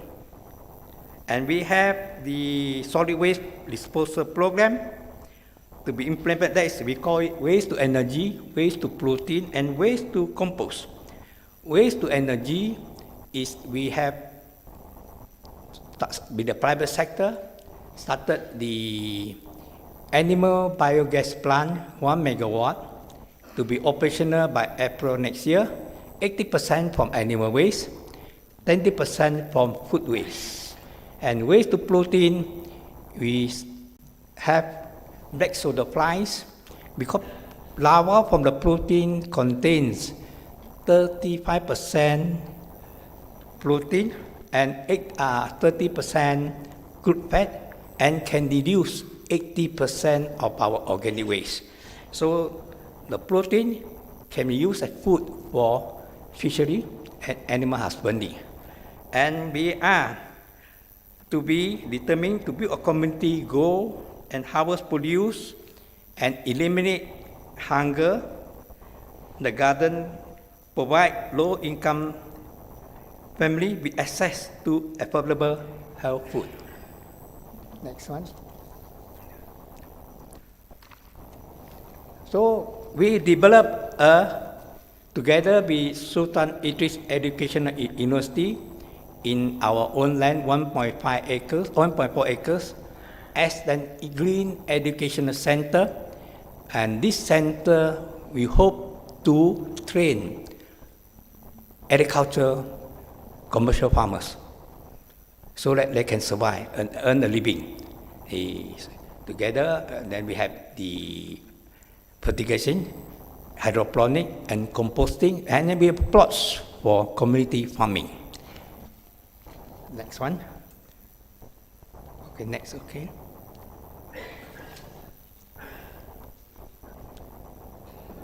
So we have our role to play. Promoting our role to play in promoting urban farming. We formulated a guideline to use public land, empty space for urban farming. Those land not utilized for recreational purpose. For example, river reserve, water detention pond can be utilized. So we have the community hall within the fenced area. Community leaders can utilize the land for urban farming. In fact, our community farming, we set a standard, a minimum of 10 participants for each locality. So that is really community based and with about 100 square feet per person, so that they can exchange their own produce. So we promote healthy and safe food consumption through organic and natural farming. So we promote, we teach, we train people to make compost. And we cannot say 100% say organic. We promote by the name of natural farming. Our training include soil rehabilitation, seeding, technique in the soil farming, hydroponic, fertigations. We have also have the grow community market for local farmers to sell their produce. Otherwise, they say they plant, cannot sell, they cannot finish their produce. So we introduce and organize together with the private sector at Grow Community Market, and we constantly improve our technologies. And we learn technologies so that we can train the farmers. And we also provide incentive for community to do composting. And this guideline will be implemented soon, so that for recycling center, schools, if they make compost, we will provide incentive. Maybe it's about 20 Malaysian ringgit for 100 kilogram of compost produce. Next. For urban farming program, we continue to provide training for community, industry, schools, and individual. And home farming is encouraged under our joint 1,000 movement in home farming to plant our own self, eat healthy, consume healthy, so that they spend time, let's say 20 minutes, 30 minutes per day, so take care of their veggie, so a form of exercise. And they can make compost on their own, then neighborhood can exchange different type of veggies so that they don't have to consume the type of veggie same every day. And we have organized our Green School Award since the year 2010, and to generate entrepreneurship for students to do urban farming. Up to today, we have 66 schools that is more or less 65% of school in Spangplai join this program. Mr. Sang, I'm sorry, but the time is up. Maybe you can close with the closing statement or the conclusion. Good, Thank you. easy. So, next slide. So this example of the program we have, urban farming, hydroponic. Next slide. Fertigation. Next. And for community farming, we have 30 communities last year, and we hope to increase 5 per annum. The state government set us a KPI to achieve 100 community farming by the year 2030. So we have to be engaged with the communities to start urban farming. Next. So this is our initiative. We organize Community Sustainability Award, Circular Economy Community Award to encourage community leaders to participate in our programs. Next. These are the example of our Grow Community Market. We have 4 together. Next one.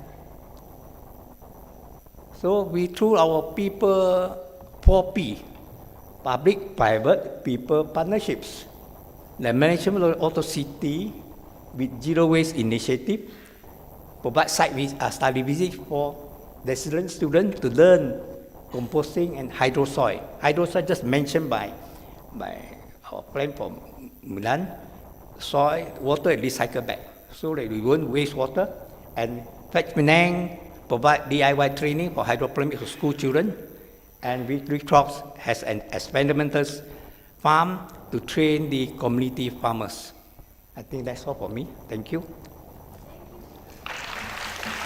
Thank you, Mr. Sang. We are very glad to hear the sharing from Seberang Prai City Council. But yeah, again, the time is very limited.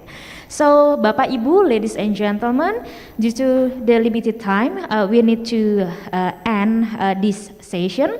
So before I close the session, I would like to take the conclusion from what the speaker have presented. That all of speaker already shared what are the action that need to be taken together to achieve food security and sustainable food city. And it is very nice to hear the sharing of each city's achievement.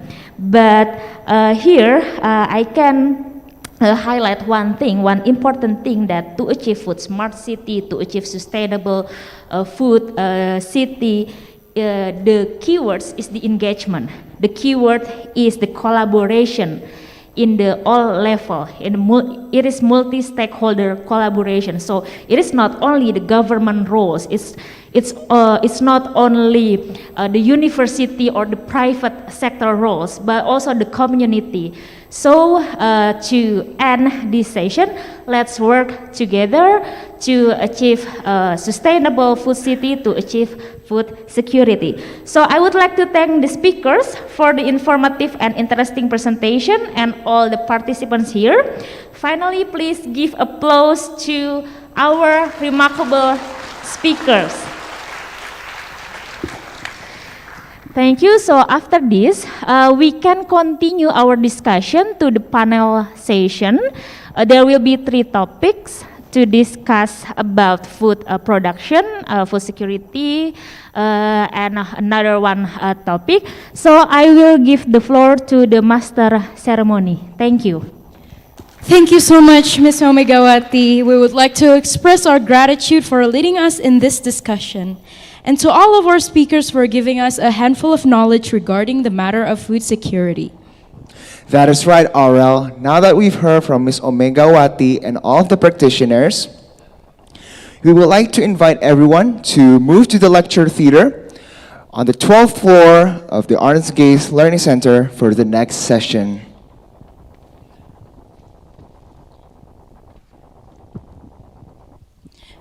In this parallel session, we have 3 very interesting topics regarding food security that you can choose from. The first topic is strengthening common awareness of the problem of inequality in access to healthy food that occurs in several parts of the world, moderated by Mrs. Noni Kaban of Rikolto. The second topic is encouraging the young generation to care and be involved in efforts to achieve urban food security, including how to create more jobs in urban system area. It will be moderated by Mrs. Rima Permatasari from Komunitas Cinta Alam Indonesia. And lastly, the third topic is strengthening networks and collaboration both nationally and internationally in realizing a food smart city, moderated by Mrs. Dini Laraswati from the IURC.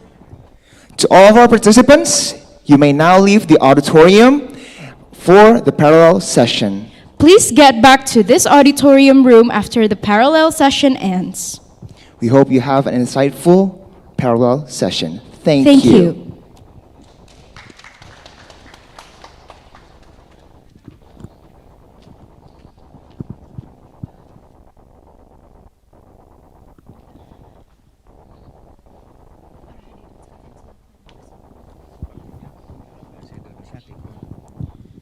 Para hadirin sekalian dipersilahkan untuk ke lantai 12 untuk melakukan parallel session. Sekali lagi diperingatkan untuk para hadirin sekalian untuk melanjutkan parallel session di lantai 12 dan silahkan meninggalkan auditorium area. Terima kasih.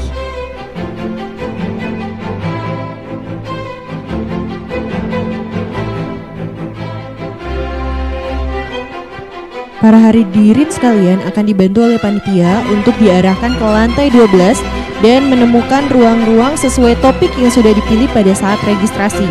Jika mengalami kebingungan atau bingung topiknya di mana, silakan hubungi panitia yang sudah kami siapkan di luar auditorium. Terima kasih.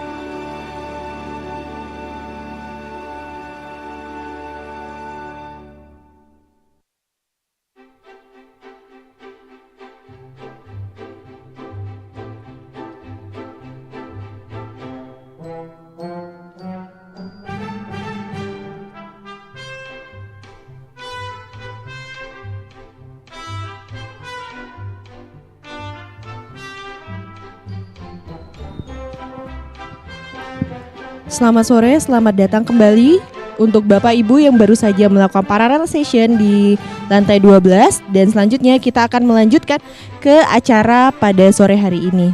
Terima kasih.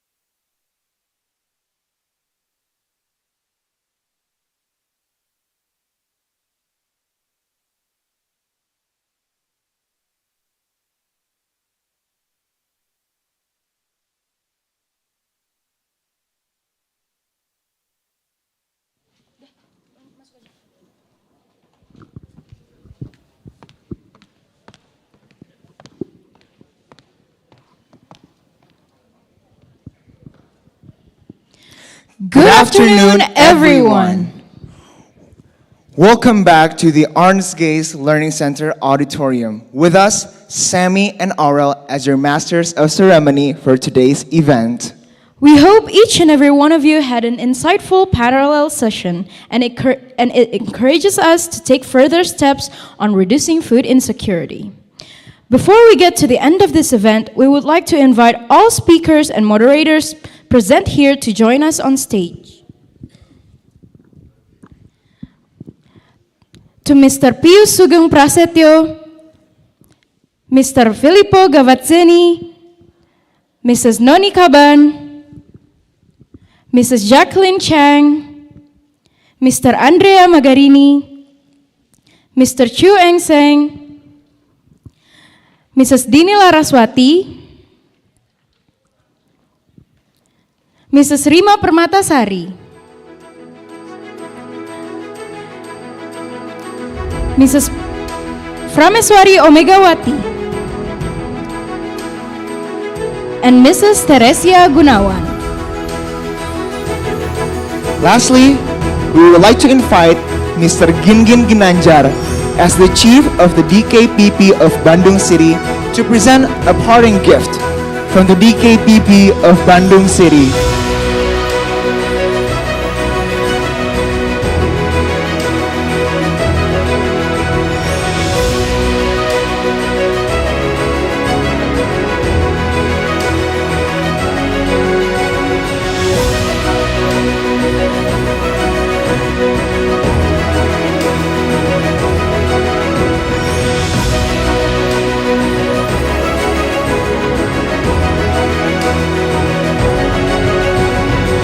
To Mrs. Rima Permatasari, please come up on stage.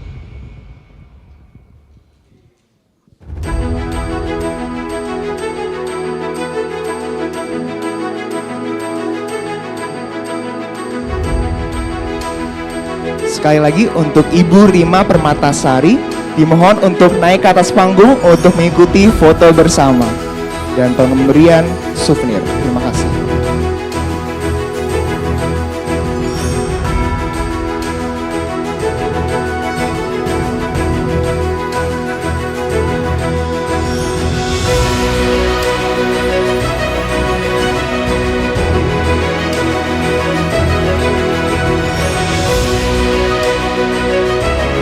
Sekarang bersama Bapak Gingin Ginanjar, silakan untuk foto bersama.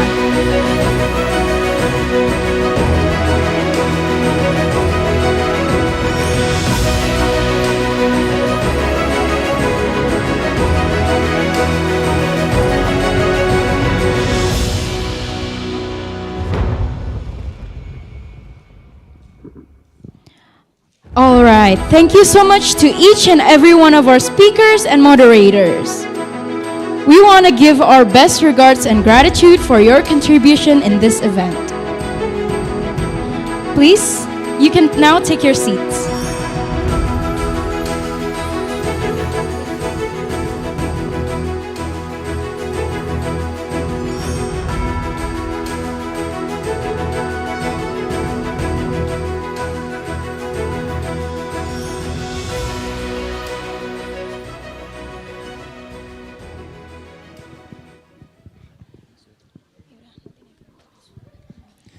To close this event, we would like to give our final remarks from the Parahyangan Catholic University. Please welcome the Deputy Dean of Parahyangan Catholic University, His Excellency, Mr. Pius Sugeng Prasetyo.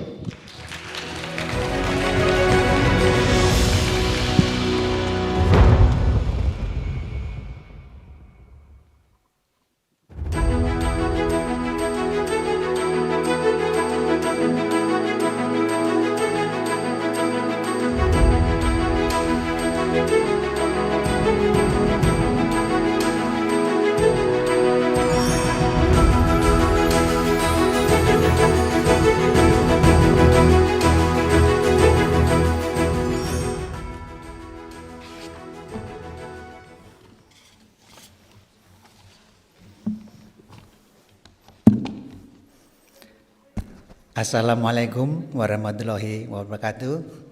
Sampurasun. Ibu Bapak yang saya hormati, untuk penutupan ini kami akan membacakan kesimpulan. Mudah-mudahan sudah mencakup semuanya. Tapi sebelumnya kami sangat berterima kasih untuk semuanya yang sudah hadir di sini dari pagi sampai sore dan masih setia. Dan mudah-mudahan ini nanti menjadi komitmen bersama. So ladies and gentlemen, I have to say thank you very much for your attending from the morning until this time, the afternoon. And hopefully this meeting, this forum could be our collaboration, our strong collaboration and networking, and of course in order to support and uphold the issue of food security. And then let me read the recommendation. And this recommendation will be delivered to the governor as the co-chair of Urban 20. And of course, this is also could be the, let's say, inspiring for those who has a concern of food security. Urban 20 International Conference and Milan Urban Food Policy Pact, Asia Pacific Regional Forum. And recommendation: the cities of the Asia Pacific gather in Bandung on the occasion of the conference, improving city food security and creating future work through urban farming based on culture and technology, recommend the following. We realize that the world is facing the threat of food crisis, and even this issue has been experienced by some of the world's population, resulting in inequality between those who have access to food and those who have limited access to food. The justice of access and distribution of food must be seriously concerned by various parties. We concur to continue our cooperation and coordination on improving sustainable and healthy food system by defining innovative urban food policies. We will strengthen our collaboration from governments, citizens, private sectors, researchers, NGOs, and media to ensure food security individually, locally, nationally, and globally. We concern about the urgency of policy on food security is necessary regarding to facilitating sustainable access, availability, stability, and utilization of food which is good for people and the planet. As achieving sustainable global food justice is essential for global growth and stability, we acknowledge the importance of accelerating development and deployment of programs for young generation in agriculture sector in urban and peri-urban areas. We reiterate the need to support youth in agriculture by involving private sector, joint research, and spillover of modernized agriculture technology. We recognize the need to sustain urban food security by increasing support in food policy development and in particular in urban farming as powerful solution for food system transformation. We remain committed to working actively in encouraging constructive discussion in this regard at the global level. We encourage the participation of other cities of Asia Pacific and other global region to join the Milan Urban Food Policy Pact and take the lead in transforming their urban food system. Bandung, August 3, 2022. Thank you very much, and hopefully we can implement these ideas in our cities in order to support the food security system of the city. Thank you very much. Terima kasih. Assalamualaikum warahmatullahi wabarakatuh. Sampurasun. Thank you Pak Pius untuk closing remarks-nya. Sekarang boleh minta untuk tetap di panggung. Now, we would like to invite Mr. Gingin Ginanjar to come up on stage on behalf of the government of Bandung City to address the recommendation from today's conference. To Mr. Gingin Ginanjar, the stage is yours.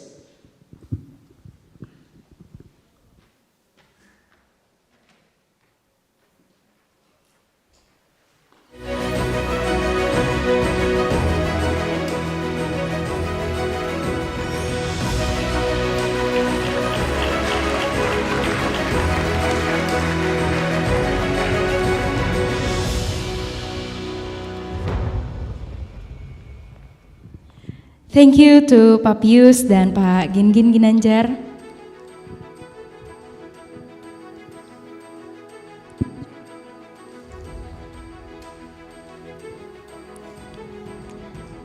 All right, that wraps up our round of agendas for today's phenomenal event.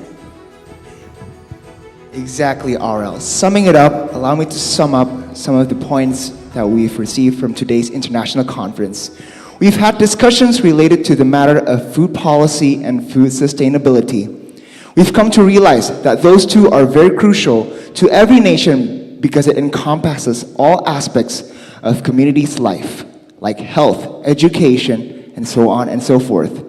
And to make good food policy, we also need to make a good food strategy by connecting food supplies from cities to cities through the food policies that has been made.